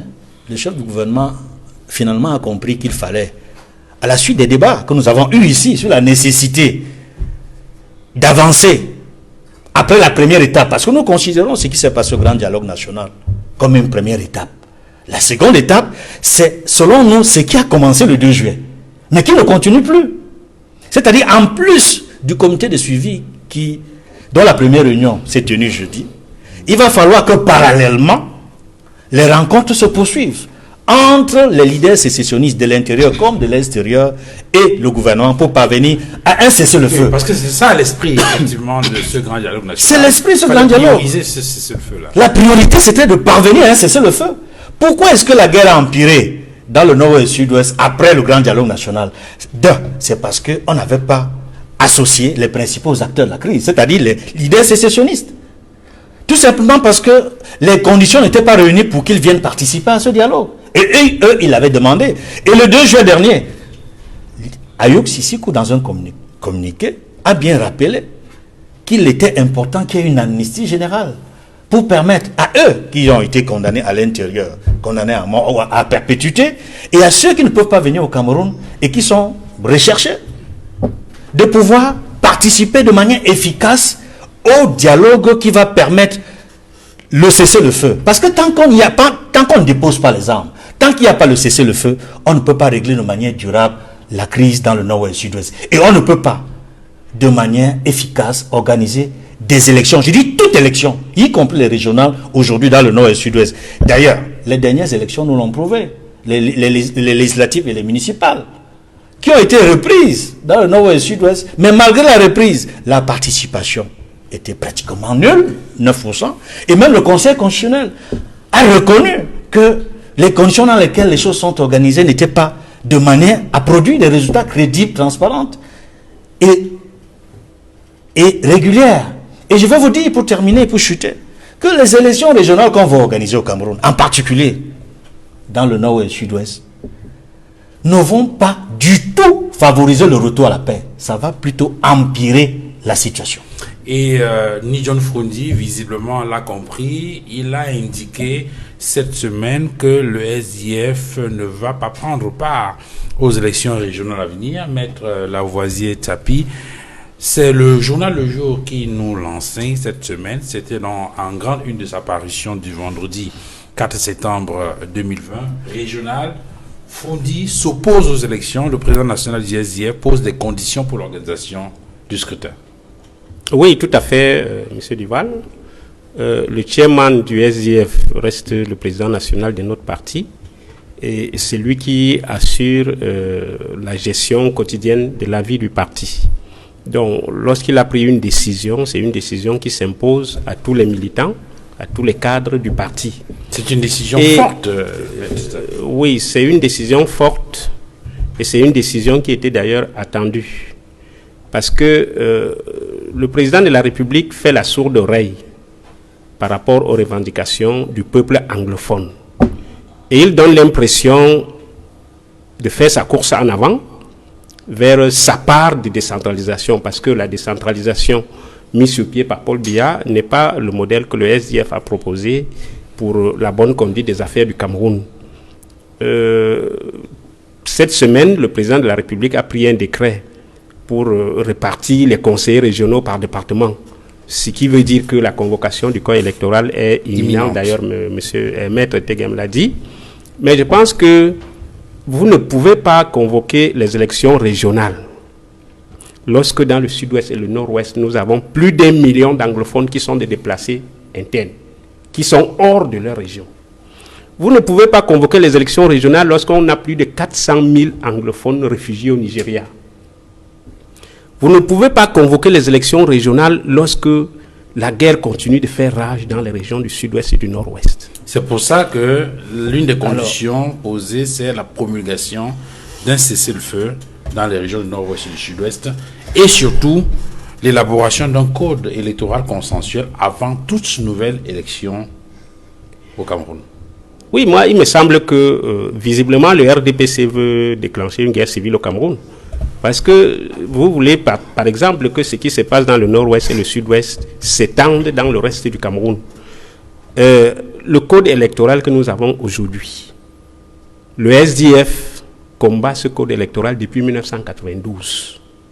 Le chairman, les députés du SDF, les maires, on a fait 1001 marches pour exiger l'informatisation du fichier électoral, pour exiger la mise sur pied d'une commission électorale indépendante, etc., etc. Jusqu'à ce jour, le SDF continue de se battre pour que ce code électoral consensuel, libre et indépendant soit mis sur pied. Et vous allez vous rendre compte que l'autre argument avancé par le chairman, c'est qu'il y a même le contentieux des municipales qui est encore en cours. Beaucoup d'élections municipales ont été annulées dans le sud-ouest et le nord-ouest. À ce jour, aucune reprise. Et vous devez savoir, Maître Tegem, que dans le nord-ouest et le sud-ouest, il n'y a pas eu d'élections, ni législatives, ni municipales. Parce que si vous prenez un département comme le département de la Momo, capitale Bangui, un département qui a plus de 300 bureaux de vote, qu'on a rassemblés dans un camp militaire, tous les 300 bureaux de vote, c'est-à-dire de tous les arrondissements, la population devait se déplacer à Bangui dans un camp militaire pour voter.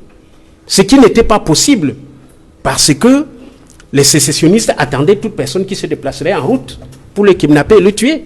Personne n'a osé aller. C'est quelques rares militaires qui sont postés là-bas qui ont voté, et c'est pour ça que le Conseil constitutionnel a annulé cette élection. Et le président Atangana Clément, qui est le président du Conseil constitutionnel, a bien dit au SDF que tant que les élections vont se passer dans ces conditions-là, on va continuer à annuler. On a fait, le chef de l'État a ordonné la reprise des législatives. C'est le même scénario qui s'est passé parce qu'aucune caravane, même pas celle du RDPC, n'a pas pu pénétrer dans le nord-ouest pour faire campagne. Il y avait des coups de feu partout, il y avait des armes qui tonnaient partout, ce n'était pas possible de faire campagne. On est revenu au Conseil constitutionnel, malheureusement, on a validé des mascarades d'élections. Aujourd'hui, les maires qui ont été élus par les seuls militaires et non par la population du sud-ouest et du nord-ouest, on prétend qu'ils sont en fonction. Mais vous savez aussi qu'aucun de ces maires n'est dans sa région. Les villages ont été brûlés, etc. La population soit dans les brousses, soit exilée dans les autres régions du Cameroun. Il n'y a personne. Les maires sont tous logés à Bamenda. Et certains sont même hors de Bamenda, d'autres sont à Bafoussam. Des maires régulièrement élus dans les régions du nord-ouest. Certains sont réfugiés à Bafoussam. Et avec cet esprit-là, on vous dit qu'on va convoquer les élections régionales. J'ai dit c'est une insulte à la population anglophone. Et il faut reconnaître, Maître Tegem, que dans ce pays, il y a un problème anglophone. Tant que le régime du RDPC n'acceptera pas qu'il y a un problème anglophone au Cameroun, problème politique, se pencher sur ce problème, quelle est la vraie solution qu'il peut apporter? Moi, je vous rassure, vous n'aurez pas de paix. Parce que l'armée peut bien se vanter de quelques petits exploits qu'on fait par-ci, par-là. On a détruit les camps des sécessionnistes, on a abattu combien. Mais vous voyez, ça va se transformer en guérilla urbaine. Et la guérilla urbaine, personne ne la maîtrisera. Donc, je pense que le chef de l'État gagnerait à ne pas convoquer ces élections. Okay. Parce que s'il le fait, nous pensons, comme l'a dit Edmond, ce serait une fois de plus plonger cette population du sud-est et du nord-ouest dans davantage de sang que de la paix. Vous ne pouvez pas, il faut favoriser un climat de paix d'abord. Et le SDF, le chairman l'a dit depuis son exil aux États-Unis. Le chairman a demandé que, le chairman a attiré l'attention des combattants sécessionnistes pour dire que you are fighting a lost battle. Vous luttez pour une cause perdue d'avance. Vous ne gagnerez jamais. Le chairman l'a dit. Et on sait qu'ils ne peuvent pas gagner. Mais vous n'aurez pas de paix tant que vous ne négociez pas et que vous ne résolvez pas le problème anglophone. le ministre de l'administration territoriale a convoqué les chefs traditionnels pour leur dire rentrez chez vous. Il y a 2 semaines. Ça veut dire qu'aucun chef traditionnel n'arrive à rester dans son palais. D'ailleurs, la plupart de ces palais ont été incendiés. Ouais. Et ce journal d'émergence, cette semaine qui disait que le gouvernement fait feu de tout bois pour convaincre les chefs traditionnels des régions anglophones de regagner leur circonscription à des fins électoralistes. Maître Georges Teguem, de toute évidence, on s'achemine là vers des élections régionales au forceps. Écoutez, vous me permettez d'abord de dire, moi, M. Béas, par rapport aux hôpitaux. Moi, j'ai reçu l'appel d'un ami qui s'est rendu à Yabassi il y a quelques jours. Il était malade, il était interné à l'hôpital.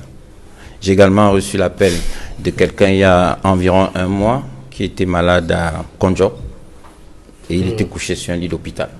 Quand vous dites qu'il n'y a pas d'hôpitaux dans mon camp, je suis bien surpris par vos propos. Et donc, je pense que vous estimez que les informations données par M. Béas sont désuètes. Écoutez, alors, ceci dit, il est en train de vouloir expliquer quelqu'un qui est né dans ce département et qui a marché partout. Lui, il a reçu un coup de fil. Moi, je vais là-bas tous les jours.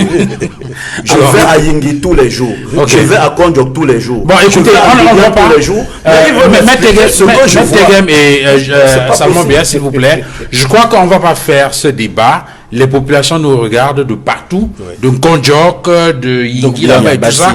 Et donc, sont en mesure de nous dire qui de Salmon Béas ou de Maître Teguem n'a pas de données actualisées. Alors, Maître Teguem, on revient donc à la question des élections. Oui, je vais vous répondre, mais c'est tout à fait complexe ce que M. Béas a dit.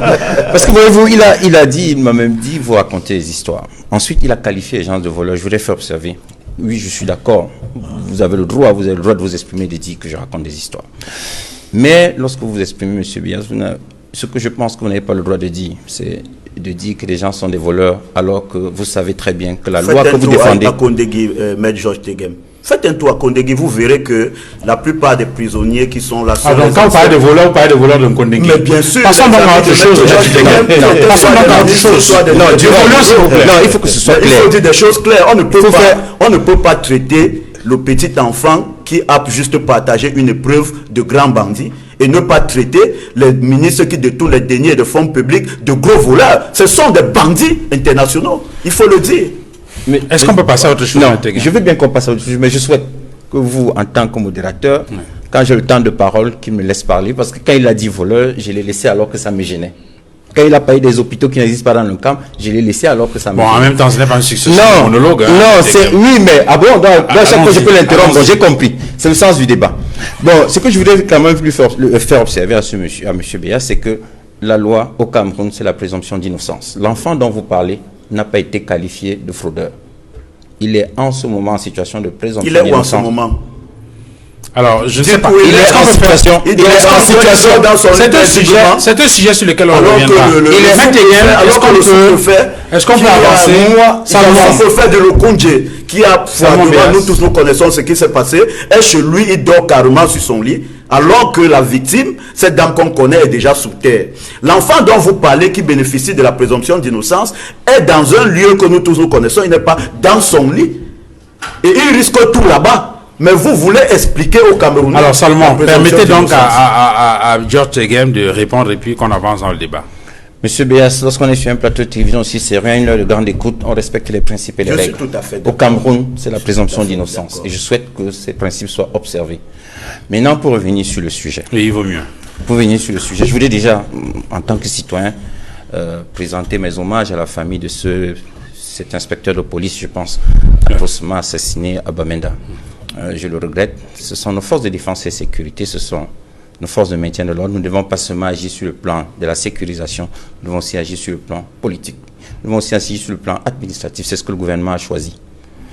Nous avons convoqué à Yaoundé, en tout cas, un dialogue a été convoqué à la suite d'une demande de l'ensemble du corps social.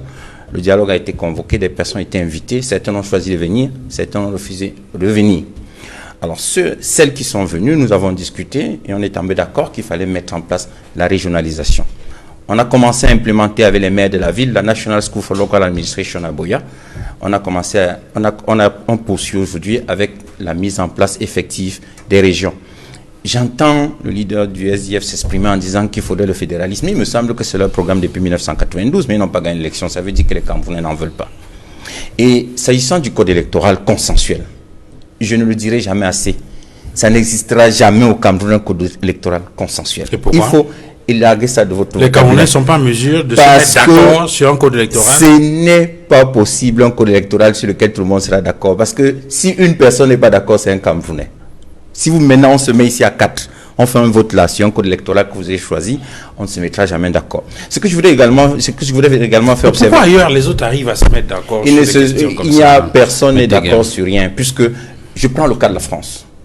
En France, en 1986, en 1981, jusqu'en 81, c'est le principe majoritaire de tout. Quand François Mitterrand arrive, il introduit la proportionnelle. Quand Chirac reprend en 86, il resupprime la proportionnelle. Mitterrand redevient majorité en 88, il réinstaure la proportionnelle aux élections de 93. Il le décide seul. C'est le Parlement. C'est-à-dire qu'on modifie la loi. On va au Parlement, on vote une loi et puis on la modifie. C'est trouver un principe consensuel. Vous voulez comparer le système électoral français et camerounais pour dire que nous sommes deux pays. Chez nous, on fait de bonnes élections. Mais monsieur, nous sommes deux pays. Comme en France. Nous sommes deux pays, monsieur. Vraiment. Chez nous, on fait des élections crédibles. Chez nous, la France n'a jamais recruté avec les fonds du contribuable les faux observateurs pour venir crédibiliser la forfaiture. Il faut aussi préciser ça, monsieur Maître John Segem. Vous demandiez à ce monsieur de me laisser terminer. Alors, Maître John Segem, malgré le contexte d'insécurité dans les régions du nord-ouest et du sud-ouest, il y a eu un grand dialogue national il y a 1 an exactement. Il y a des mesures qui avaient été prises, je prends à tout hasard comme ça, la question du statut spécial pour les régions du nord-ouest et du sud-ouest. 1 an après, où en est-on? Pourtant, on est en train d'aller vers de nouvelles élections régionales. C'est cela qu'on veut implémenter à travers la régionalisation et vous vous opposez. Moi, il y a quelque chose que je veux comprendre, monsieur Duval Fangwa. Il faut que l'on se mette d'accord. Le SDF, aujourd'hui au Cameroun, ne peut pas se plaindre qu'il n'a jamais été entendu. Monsieur Sanya l'a dit, je crois, c'était le représentant régional à Yaoundé. Un 20 mai, je crois, 2004, il a défilé avec une urne transparente. Aujourd'hui, il y a l'urne transparente. Ils ont revendiqué une structure indépendante du ministère de l'AT pour l'organisation des élections. Ça a été fait avec ONEL 1, ONEL 2 et aujourd'hui ELECAM. Mais jusque-là, on trouve que au Cameroun, des efforts ne sont pas faits dans le sens d'une amélioration du cadre dans lequel les élections se déroulent. Écoutez, Paris ne s'est pas construit en un jour.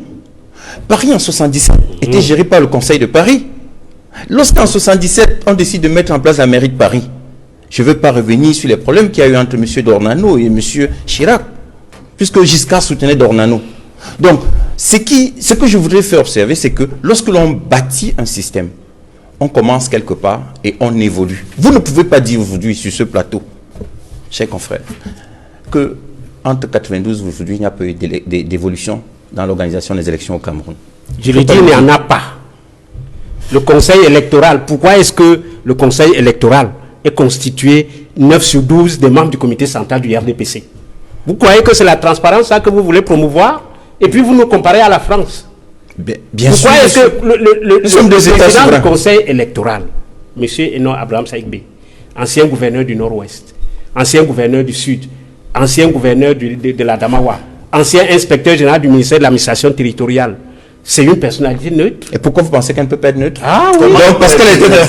Ah oui. C'est un vaillant militant du RDPC. Je souhaite finir, je souhaite vous répondre. Et même que les autres membres du Conseil électoral. Je souhaite vous répondre. Et au Conseil constitutionnel, vous savez bien, vous le savez, que ceux qui ont été nommés au Conseil constitutionnel, on les a pris au bureau politique du RDPC. Et par la suite, on a prétendu qu'ils ont démissionné. Vous voyez quelqu'un qui a fait 30 ans au bureau politique d'un parti politique, et puis une simple lettre comme ça va lui enlever ça de la tête? De quoi vous parlez? Et vous savez comment les présidents régionaux de l'ECAM et même les chefs d'antenne sont désignés? Je peux vous sortir la correspondance du directeur général de l'ECAM qui recommande que dans le choix des présidents des antennes, les responsables des antennes communaux, qu'on privilégie ceux qui sont sympathisants ou militants du RDPC. Ça a été mis par écrit. Mais de quoi vous parlez? On est dans un système où tout est foutu, tout est foutu. Alors, et puis l'administration territoriale, est-ce qu'on l'a écarté des élections? Pourquoi après l'élection présidentielle de 2013, Paul Biya a donné 2 millions à chaque gouverneur, 1 million à chaque préfet, 2 millions à chaque, je crois que c'était 3 millions au gouverneur, 2 millions au préfet, 1 million au sous-préfet pour les récompenser. Jusqu'aux adjoints d'arrondissement, jusqu'au chef de cabinet, les gouverneurs, on les récompensait pourquoi? Après l'élection présidentielle. Ça dit que on est dans un système. Président du Conseil on est dans un système où le parti au pouvoir met ses militants partout. Et si c'est ça que vous appelez évolution, je regrette. Ce n'est pas l'évolution tant attendue. Mais John Tegem, ce sont des questions que je reprends à mon compte. Non. Donc ce sont des questions. Moi, il me prête tout mon temps de parole. Ce sont des questions. Allez-y, répondez et puis on avance. Je vous avoue une chose, que je suis quand même surpris par les propos de mon confrère aîné formateur sur ce plateau. Lorsque vous dites qu'un gouverneur de région n'est pas une personnalité neutre, je vous signale que le gouverneur représente le gouvernement et l'ensemble des ministres.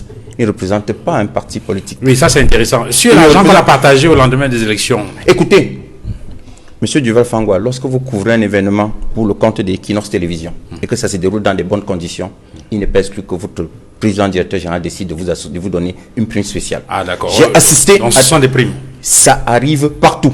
Et je le dis sous le contrôle de toutes les personnes qui nous écoutent. Lorsque vous voyez un fonctionnaire d'une administration qui est envoyé en mission quelque part et que le travail est bien exécuté, ils ont droit à ce qu'on appelle le succès suisse. Je ne veux pas venir sur des règles particulières liées à certaines professions. On en a donné à ceux qui étaient dans le nord-ouest et le sud-est aussi. Absolument. Mais pourtant là-bas, ça ne s'est pas bien passé. Mais excusez-moi, c'est vous qui dites que ça ne s'est pas bien passé. Ça s'est bien passé. Parce qu'on a repris. On a repris et après ça s'est bien passé. Non. Duval, si vous me donnez mon temps de parole, laissez-moi parler pendant mon temps. Je constate qu'à chaque fois je suis interrompu et ça ne me permet pas d'avoir une suite. C'est pour vous relancer. Non, relancez-les aussi. Parce que quand eux, ils racontent des choses qui n'ont rien à voir avec la réalité, je constate qu'ils ne sont pas relancés. Finissez, lorsque sur un plateau aussi sérieux que celui-ci, quelqu'un qui a été candidat à une élection municipale et qui a dit ici qu'il était conseiller municipal et même adjoint au maire, dit que les élections ne se déroulent pas dans les bonnes conditions, je me demande comment il entre dans son bureau tous les matins. Il va à la mairie de Bafoussam Premier tous les matins, il est venu ici, il a dit qu'il était élu, je l'ai félicité et il m'a remercié. Mais aujourd'hui, il dit que les élections ne se déroulent pas dans les bonnes conditions. Alors monsieur, cher confrère, comment rentrez-vous dans votre bureau tous les matins à la mairie de Bafoussam Premier où vous dirigez? Moi, je suis curieux. Vous m'aviez dit ici, j'étais assis où je suis, vous m'aviez dit ici que dans le cas de la lutte contre la Covid, vous avez pris un certain nombre de mesures. Vous avez été élu avec ce code électoral. Lorsque vous n'avez pas de stratégie électorale, n'accusez pas le code électoral. Bon, on va personnaliser le débat. Non, je peux poursuivre. Non, quand je parle, c'est personnaliser le débat. Je voulais poursuivre dans les régions du nord-ouest et sud-ouest, parce que c'est de cela qu'il est question, les élections qui doivent se dérouler dans les prochains jours. Je voudrais faire observer que vous avez parlé tout à l'heure du statut spécial. Oui. Le statut spécial est contenu dans le Code général des collectivités territoriales décentralisées, adopté après le grand dialogue national. C'est une mesure. Non. Le Code général des collectivités territoriales décentralisées a été adopté le 24 décembre 2019. Le statut spécial n'est pas dedans. Mais il n'est pas dedans. C'est écrit. Non. C'est écrit le statut spécifique. C'est écrit le statut spécifique. Donnez la disposition. Écoutez. C'est dit à l'article. Je ne veux pas donner le nom de l'article, le numéro de l'article. Parce que je ne veux pas donner le numéro de l'article. C'est écrit. En tout cas, c'est écrit ils vont se faire que les régions du nord-ouest et du sud-ouest ont un statut spécifique. Qui est lequel? C'est écrit là-dedans. Qui est lequel? Qui consiste à quoi? Les housing of chief. C'est spécifique. Il n'y a pas ça ailleurs. Housing of chief. 2, ils ont un médiateur sur place. Il n'y a pas ça ailleurs. C'est-à-dire que quelqu'un qui peut recevoir les récriminations des populations et les transmettre aux autorités. Ok. Donc, lorsque vous me dites que on doit ne rien faire alors que les armes crépitent là-bas, lorsque vous me dites qu'il faut absolument que le cessez-le-feu intervienne avant qu'on avance dans la mise en œuvre de la régionalisation, je vous dis, le cessez-le-feu ne peut pas se faire de manière unilatérale. Le gouvernement de la République et Monsieur le Président de la République, en charge de par la Constitution de veiller sur l'intégrité du territoire, a toujours indiqué que le dialogue est et restera la priorité.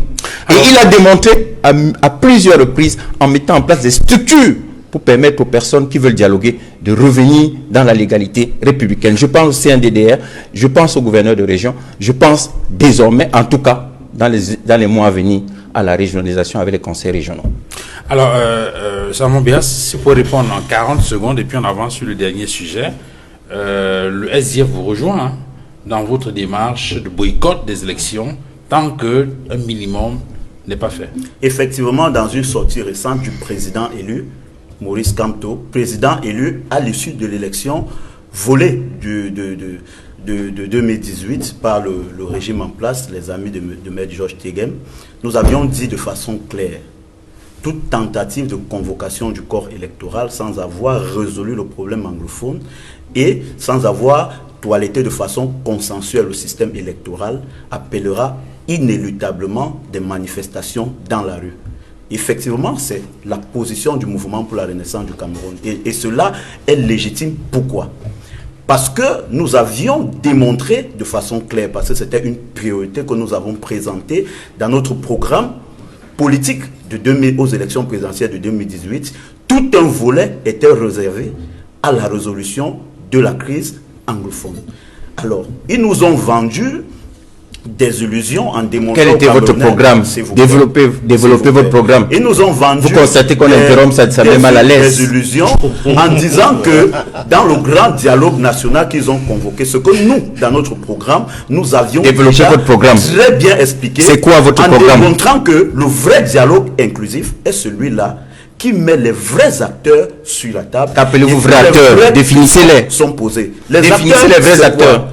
Les personnes de votre régime, les leaders sécessionnistes qui sont actuellement en prison, les leaders de la société et de la société civile, comme les Mancho BBC et Maître Agbobala, les autres acteurs camerounais, les acteurs de la diaspora et les médiateurs internationaux pour discuter des problèmes qui concernent la crise sociopolitique des régions du Nord-Ouest, notamment parler de la forme de l'État. Et je vais vous dire, pour chuter, qu'en ce qui me concerne personnellement, dès que M. Biapol va convoquer le corps électoral, je sortirai ce matin avec mon drapeau sur moi et c'est en chantant l'hymne national que je vais quitter ce monde.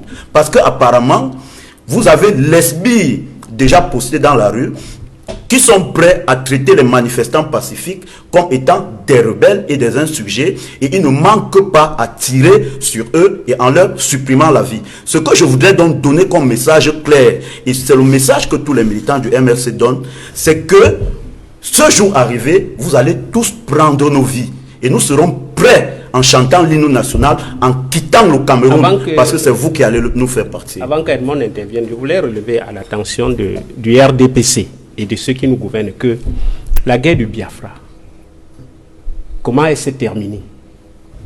Le général Gowon, chef de l'État nigérien, le colonel Ojukwu, chef de la rébellion, ils se sont assis.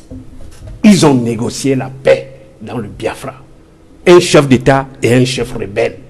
Ça a amené la paix au Nigeria. Quand vous dites que vous ne pouvez pas négocier avec les ambassadeurs parce que c'est des terroristes, c'est des Camerounais. Et entre Camerounais, on peut négocier. Merci pour ce rappel historique. Alors, Edmond Kamgia, il y a le nord-ouest et le sud-ouest qui préoccupent du point de vue sécuritaire, mais il y a également l'extrême nord. Jusqu'ici, lorsqu'on parle de l'extrême nord, on pensait à Boko Haram et les atrocités qui sont commises. Voilà que cette semaine, on a appris qu'un autre drame est venu s'ajouter aux difficultés que vivent déjà les populations de cette partie du pays. Le pont Palar, sur la nationale numéro 1, qui relie Maroua, Koussiri, Djamena, entre autres, a cédé sous les fortes pluies qui sont tombées, qui sont abattues dans la ville il y a quelque temps. Il y a d'ailleurs un poteau, un pylône de la Sonatrach qui a cédé, ce qui a provoqué une obscurité totale dans plusieurs villes de l'extrême nord. La nature s'en mêle? La nature s'en mêle, on dit un malheur ne vient jamais seul. Le pays est confronté à beaucoup de crises et de guerres. Depuis Boko Haram, qui a commencé depuis 2013, avec en réalité, lorsque la famille Fourni, Moulin Fourni ont été pris en otage avant d'être libérés par la suite, il y a eu la déclaration de guerre qui a été faite contre Boko Haram par Paul Biya lors d'un mini-sommet à Paris. C'était le 14 mai 2014. Il y a eu ensuite la déclaration de guerre contre les sécessionnistes en 2017. Et nous savons les velléités, n'est-ce pas, sécuritaires au niveau de la frontière avec l'Est, notamment la Centrafrique. Grâce à Dieu, ça diminue un peu. Parce qu'avec les mouvements rebelles qui étaient de l'autre côté, il y avait des situations assez difficiles que connaissaient les populations de ces villes frontalières. Il y a eu également le cas dans l'Adamawa où il y avait des vols de bétail, il y avait des prises d'otages. Heureusement, l'État a envoyé des troupes, des gendarmes pour sécuriser le BI. Ouais. Et puis, grâce à un travail remarquable. Un travail remarquable. Il faut féliciter, n'est-ce pas, les soldats quand ils font un travail remarquable. Ce fut le cas dans l'Adamawa. Seulement, il faut dire aujourd'hui que la multiplication de toutes ces crises, de toutes ces guerres-là, on aurait pu les éviter. Par exemple, pour le cas du Nord-Ouest, parce que pour le cas de Boko Haram, c'est assez difficile, parce que c'est un problème d'abord interne au Nigeria qui s'est étendu au Cameroun, mais pour le cas de la guerre dans le Nord-Ouest et Sud-Ouest, on aurait pu éviter ça en trouvant les meilleures solutions, et nous avons rappelé ici qu'il faut absolument que les discussions préliminaires qui ont commencé le 2 juillet entre Ayoub Tabé et le gouvernement se poursuivent. On ne peut pas organiser les élections dans ce contexte-là. Et je l'ai dit, ça va rendre la situation encore plus compliquée. Et la guérilla qui a commencé à Bamenda va se multiplier. Non seulement dans Bamenda, mais dans toute sa région et probablement dans le sud-ouest également. Maintenant, vous parlez de ce qui se passe dans l'extrême nord. En réalité, c'est des situations auxquelles on est habitué. C'est-à-dire les inondations. C'est périodique. C'est toujours au mois d'août. Août, septembre, dans l'extrême nord. En tout cas, dans les 3 grandes régions du nord, l'Adamawa, le nord et l'extrême nord, et particulièrement l'extrême nord, il y a toujours des inondations. Mais je ne comprends pas pourquoi il n'y a pas de solution juste et durable sur le plan des infrastructures pour éviter que les inondations n'aient plus le même impact. Parce qu'on ne peut pas dire qu'il n'y aura pas la pluie, il y aura toujours la pluie, il y aura toujours les inondations, mais il faut que les infrastructures qui protègent les populations soient de qualité. Et dans le cas d'espèce, le pont qui s'est effondré à Pala, la question est de savoir, est-ce que ceux qui ont édifié ce pont-là l'ont fait en tenant compte de toutes les normes qu'il fallait? Parce que selon les populations de ces régions-là, à travers les reportages que nous avons eus de nos correspondants de la nouvelle expression comme d'Equinox Radio et Télévision, apparemment, cet édifice, ce pont n'a pas été construit dans les normes, n'aurait pas été construit dans les normes. Et il y avait, au moment de la construction, des gens qui se plaignaient de ce que le matériel utilisé n'était pas forcément de qualité. Il faudrait aujourd'hui interpeller qui a réceptionné ce pont. Il faudrait savoir, ça c'est une des questions, un des sujets d'enquête que nous allons mener pour savoir comment ça s'est passé.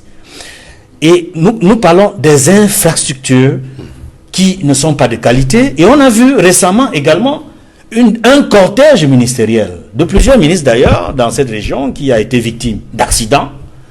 Et il y a, selon nos informations, des blessés. Est-ce qu'on ne pouvait pas éviter ça? Si, on pouvait éviter. Si on avait amélioré les infrastructures routières dans le coin. Malheureusement, on ne l'a pas fait. Et comme on dit souvent, un malheur ne vient jamais seul. Mais il y a ce que le gouvernement peut faire. Et il y a ce que le gouvernement ne peut pas parce que la nature a pris le dessus. Mais il faut au moins que le gouvernement fasse ce qu'il peut et doit faire. Alors, Maître Lavoisier Tapi, l'extrême nord déjà en proie à des violences, des atrocités de Boko Haram, et puis aujourd'hui, le pont Palar qui s'effondre. Je ne vais pas revenir sur cet accident du cortège des membres du gouvernement qui se rendaient à Maroua pour faire le point sur la situation. On voit bien que on doit être attentif aux problèmes que posent les populations de cette localité. Oui, pas seulement les problèmes que posent les populations de l'extrême nord.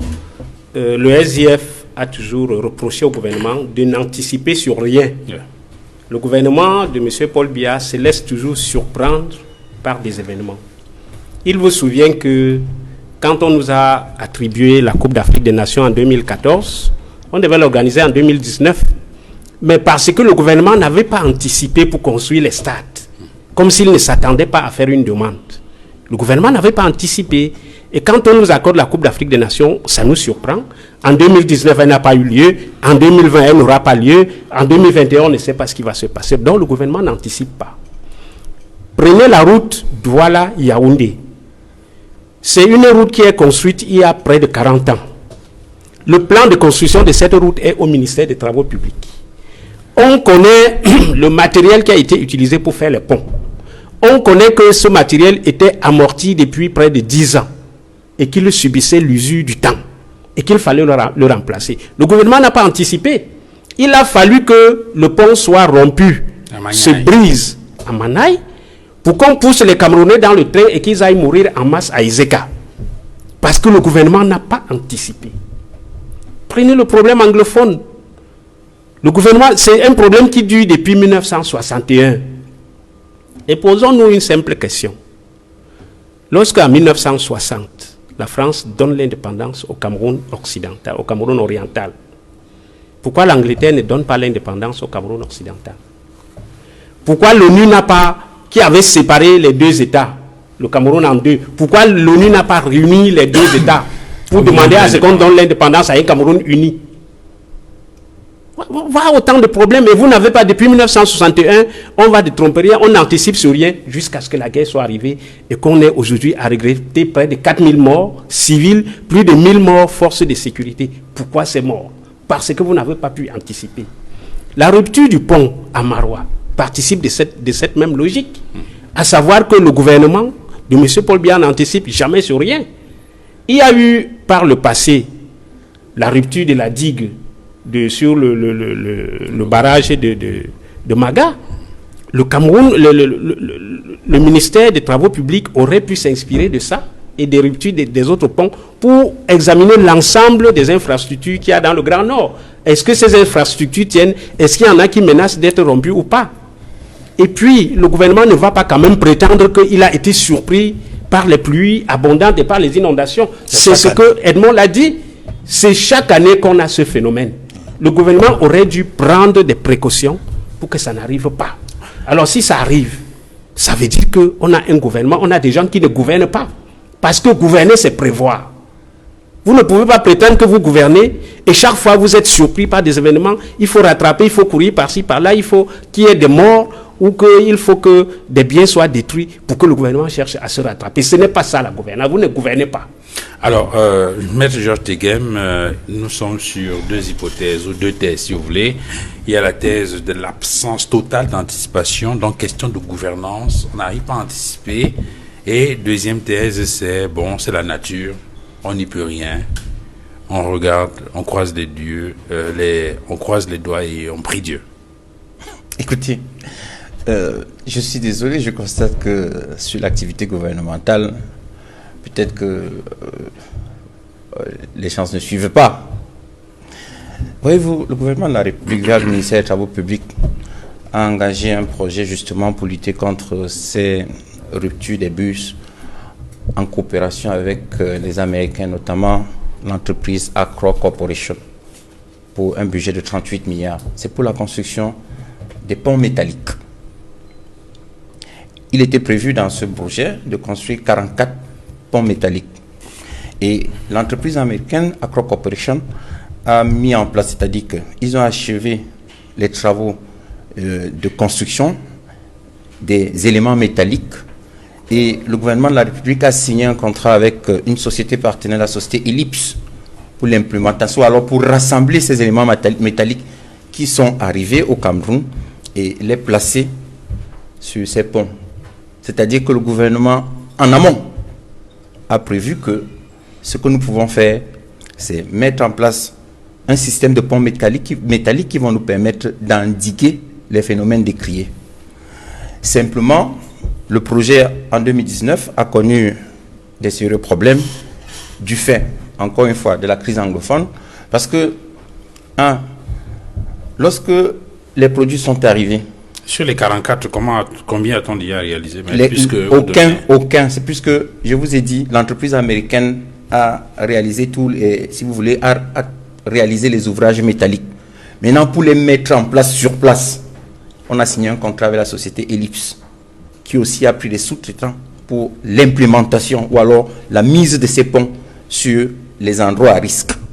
Simplement, à partir de juin 2019, le projet a planté parce que, la crise anglophone, et 2, les contrats qui ont été signés entre le gouvernement de la République et la société Ellipse avaient été assortis de conditions qui faisaient en sorte que les sous-traitants qu'Ellipse avait choisis pour l'accompagner dans le cadre de ces projets se sont plaints sur des conditions fiscales. Une réunion a eu donc lieu entre le ministre des Travaux publics, le ministère des Finances pour examiner tout cela. Et pendant ce temps, le projet était suspendu. Il y a encore quelques jours, le ministre des Travaux publics les a convoqués et dit il est temps qu'on fasse peut-être à la phase opérationnelle. Malheureusement, entre-temps, ce phénomène est arrivé. C'est vous dire que lorsque vous dites que le gouvernement n'anticipe pas, c'est parce que vous n'êtes pas peut-être connaissance de ce contrat. Vérifiez, le gouvernement de la République a signé un contrat avec une entreprise partenaire américaine, On attend 40 ans. Agro Corporation. On entend 40 ans pour le faire. Et vous anticipez. Et excusez-moi, l'anticipation, c'est par rapport à l'ouvrage. Vous n'allez pas me dire que le pont du Vouri qui a été fait il y a quelques jours, anticipé sur ce pont, serait aujourd'hui de prendre une mesure alors qu'il a été construit il y a quelques jours. Il subit des inondations. Hein. Oui, s'il subit des inondations, c'est qu'il y a des nouveaux ponts. Le nouveau pont. Il n'est pas encore réceptionné. Il n'est même pas encore réceptionné. Donc, du coup, il est déjà ouvert à la circulation. Il n'est pas encore réceptionné, ce qui veut dire que, avant sa réception, les désagréments décriés, effectivement, seront forcément corrigés. Ok, donc on est dans une sorte de phase d'expérimentation. Très bien. Avant la réception. C'est le contrat, c'est le contrat. Très bien. Ce n'est pas ce que vous dites. C'est que lorsqu'il y a un contrat, le contrat détermine les conditions dans lesquelles il y aura réception définitive. Okay. Il y a une réception provisoire avant la réception définitive. Très bien. Donc, ce que je voulais faire observer relativement à ce pont, c'est ce que je vous ai indiqué, c'est-à-dire que il faut regretter que ces événements arrivent très souvent dans la région de l'extrême nord. C'est une région qui nous tient à cœur. C'est une région pour laquelle le Cameroun entend travailler, donner le meilleur. On a mis en place un ensemble d'infrastructures là-bas. Nous savons que ça ne suffit jamais, qu'il faut continuer à travailler, il y a un travail à faire. Nous en sommes conscients. Nous garantissons aux populations de l'extrême nord qu'elles sont prises en compte dans le cadre de l'action du gouvernement. Et d'ailleurs, il semble que là, ce n'est plus seulement une affaire de population de l'extrême nord, hein, puisque tout le monde doit être attentif. On voit bien que le cortège du ministre, des 7 ministres qui étaient là, ils ne sont pas du tout originaires de cette partie. Donc, au-delà de ce qu'il faut apporter une réponse aux préoccupations des populations de cette localité, cela y va de notre propre vie à tous. Hein, ce que je voulais dire pour terminer, c'est que leur vie. Justement, le contrat qui a été signé avec l'entreprise américaine, l'entreprise partenaire, c'était à l'issue de la visite du chef de l'État là-bas en 2012. Quand il était revenu, il avait dit qu'il fallait faire quelque chose pour corriger. Alors 2012, on a en 2012, on a mis en place. Mais écoutez, nous travaillons avec des partenaires qui nous accompagnent. Je faisais juste la soustraction, mais nous ne sommes pas des sorciers. Nous travaillons sur la durée. Nous essayons de donner tout ce que nous pouvons. Nous savons qu'au Cameroun, il y a des gens qui sont tellement forts que dès qu'ils arriveront, désormais, il n'y aura plus d'inondation. Dès qu'ils arriveront, il y aura 20 ponts sur le Vouri. Dès qu'ils arriveront, on sait qu'ils sont là. Oui, vous savez qu'à la mairie de Bafoussam, mais là, on les connaît, ce sont des gens qui disent merci. Non, laissez-moi il faut qu'on avance, on termine l'émission. Salomon Béas, qu'est-ce qu'on aurait pu faire pour éviter une situation comme celle qui prévaut actuellement dans l'extrême nord, dont les conséquences économiques et sociales sont indicibles? Vraiment désastreuses. Mais je voudrais dire, vraiment, quand vous écoutez souvent les gens du RDPC, vous pouvez comprendre à suffisance pourquoi le Cameroun ne peut pas évoluer. C'est comme si ces gars marchaient avec une sorte de bandeau noir dans les attachés aux yeux et qu'on les traînait comme étant des aveugles parce qu'ils ne voient absolument rien. Et vous comprenez donc pourquoi le Cameroun est en train d'aller de mieux. Voyez-vous, maître Lavoisier Tchapia a bien expliqué la catastrophe qu'il y a eu sur le pont de la Maniaille et qui a conduit à ce que les Camerounais n'ayant plus d'autres solutions de s'engouffrer, n'est-ce pas, dans les vieilles voitures qu'on utilise encore au Cameroun, servant de train, et ça a créé ce qu'on appelait l'hécatombe des ECA. Tout le monde regrette ça aujourd'hui. Alors, en ce moment-là, tous les ingénieurs, n'est-ce pas, en la matière, s'étaient réunis pour dire effectivement que tous les ouvrages au Cameroun couraient le même risque. Et ont appelé au pouvoir public de faire ce qu'on appelle un entretien sur tous les ouvrages. Mais comme nos dirigeants sont sous aveugle et que l'intérêt général ne les appartient pas, ils sont restés vraiment zen là-dessus. Et nous avons abouti aujourd'hui à l'effondrement du pont Pallard, de la ville n'est-ce pas, du quartier Pallard. Nous devons expliquer aux gens que ce pont est le seul lien à la nationale numéro 1, est le seul lien entre les villes de Maroua, Moraé et Kousséri. Et que sur ce pont, il y a un très grand trafic économique qui part, n'est-ce pas, du sud vers le nord jusqu'à la destination tchadienne. Aujourd'hui, tous les camions sont paralysés. Vous pouvez donc comprendre le risque économique que tous les investisseurs qui utilisent cette voie pour créer de la valeur ajoutée, vous pouvez voir ce qu'ils courent aujourd'hui comme risque. Alors, c'est quelque chose de très désastreux et ceux qui nous gouvernent à Yaoundé observent ça comme si ce n'était rien du tout. Ce n'était rien du tout. Et nous, au MRC, nous disons, il y a urgence. Parce que gouverner, comme disait Maître Lavoisier, Tchapi, c'est prévoir. Et moi, je pense que c'est même anticiper.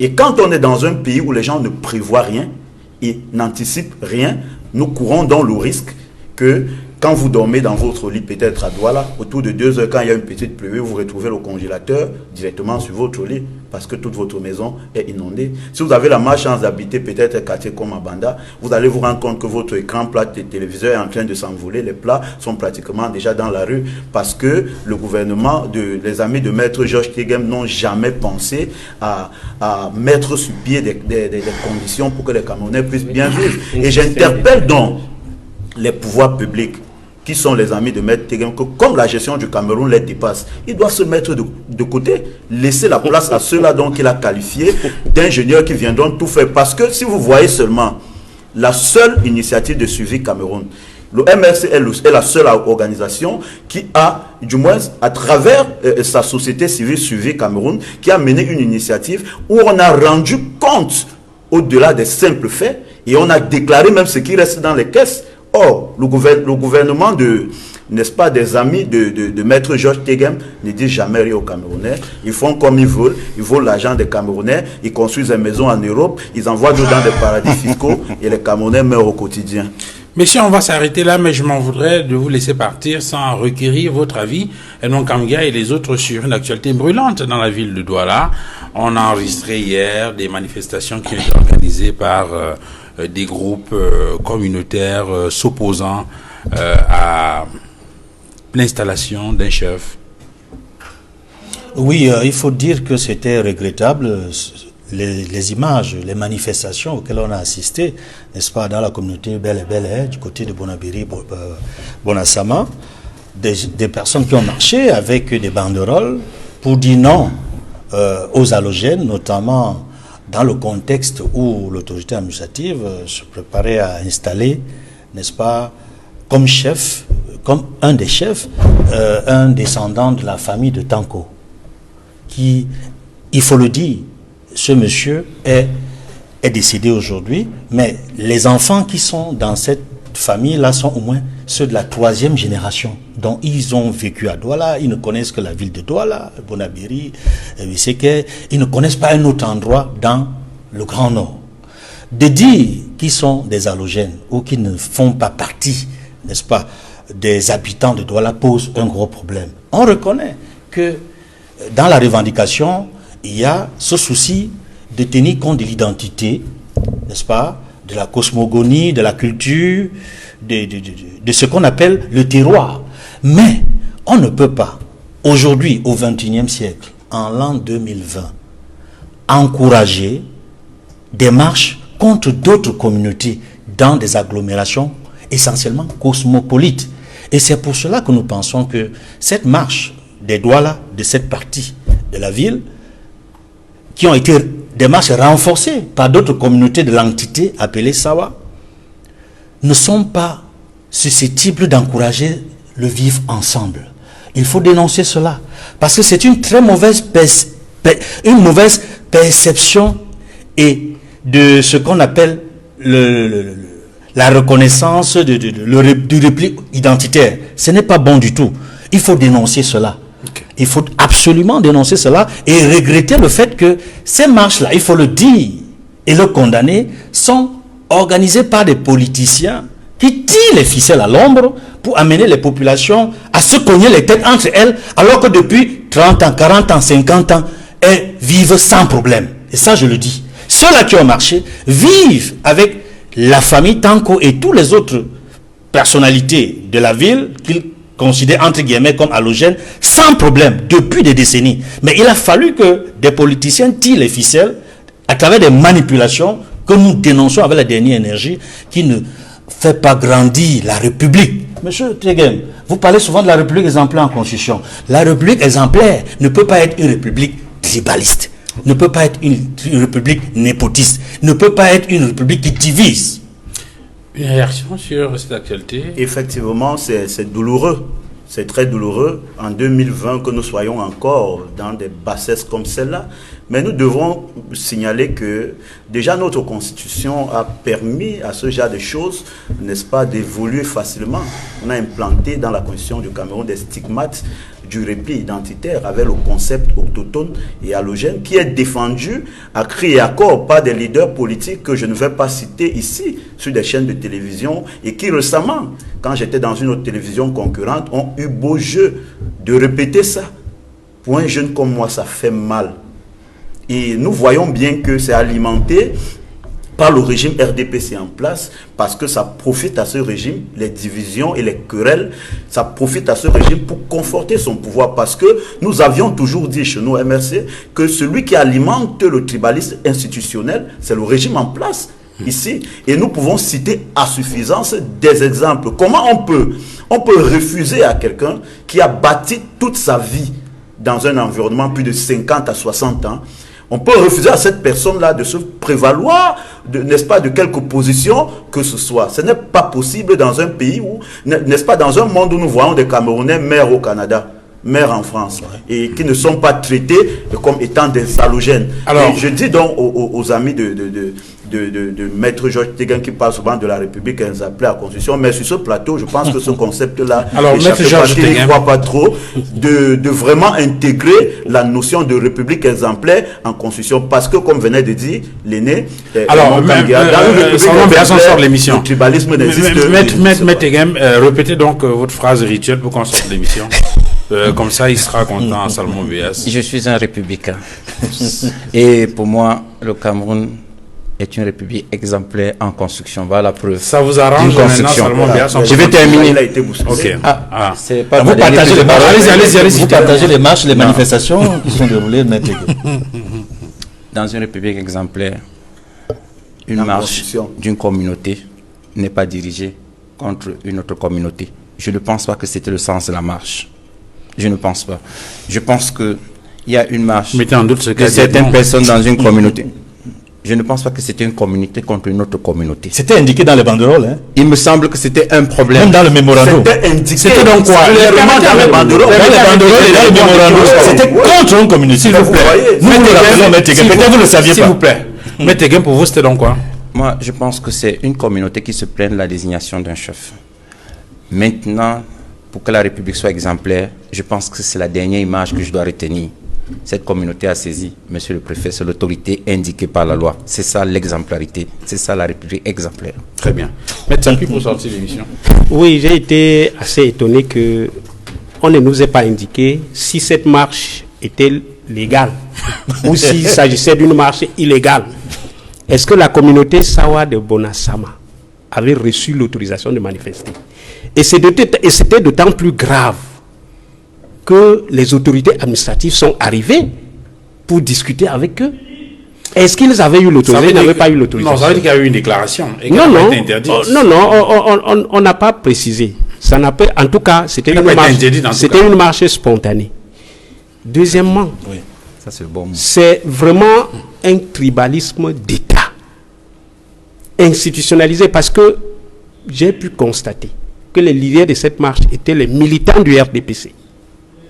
Et ça nous renvoie à ce problème dans la vallée d'une Thème, où les populations ont marché parce qu'on a donné le terrain à un Bamléké pour faire un investissement qui devait rapporter du travail et de la richesse aux populations du Sud. On a monté les populations pour marcher contre l'attribution d'un terrain à Bamléké. Les Sawa disent qu'un nordiste ne peut pas être chef chez eux. Mais je vous rappelle que la Constitution n'a pas défini ce qu'on appelle autochtone. Oui. Un autochtone, c'est qui? Est-ce que quelqu'un qui a fait 100 ans dans un endroit, qui y a fait tous ses investissements, qui a fait ses enfants, qui a épousé les filles du coin, qui parle la langue du coin, vous allez dire que c'est un étranger?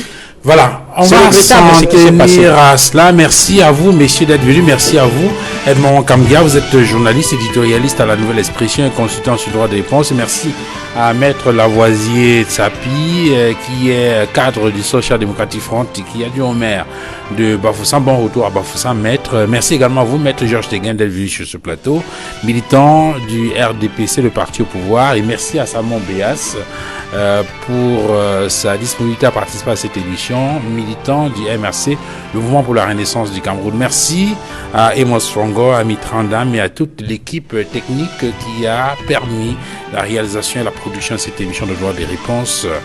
Excellent dimanche à tous et à très bientôt. Au revoir.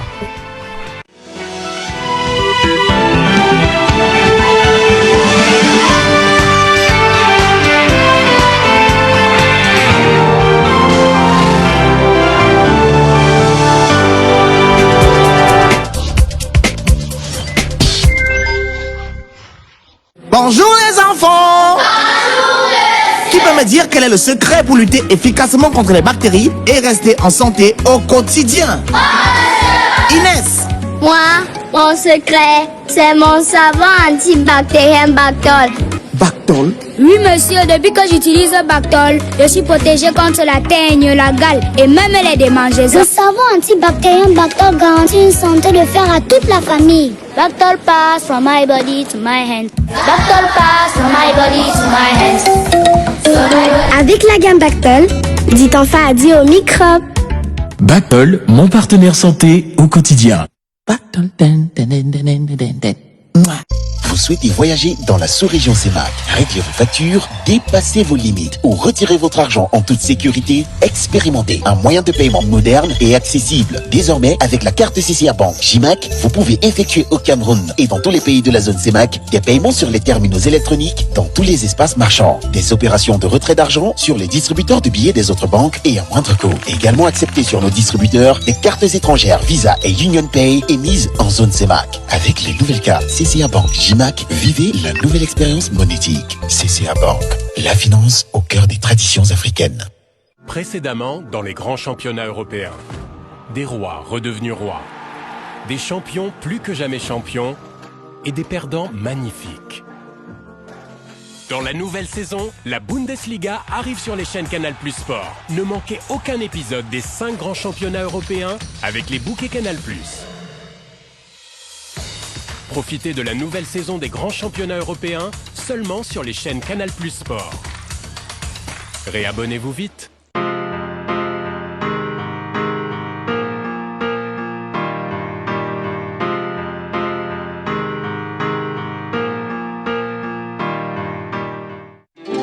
Nous sommes en réalité des modèles pour nos enfants. Alors, pour chaque rentrée scolaire, on veut toujours faire le meilleur choix pour eux. Avec les cahiers Safka, le bon élève suit toujours le bon exemple. Grâce à leur couverture solide et résistante, leur ligne claire et nette, leur pagination réelle et vérifiable, et ça, depuis près d'un demi-siècle, les cahiers Safka sont la garantie d'une année scolaire réussie. Safka, le cahier des bons élèves.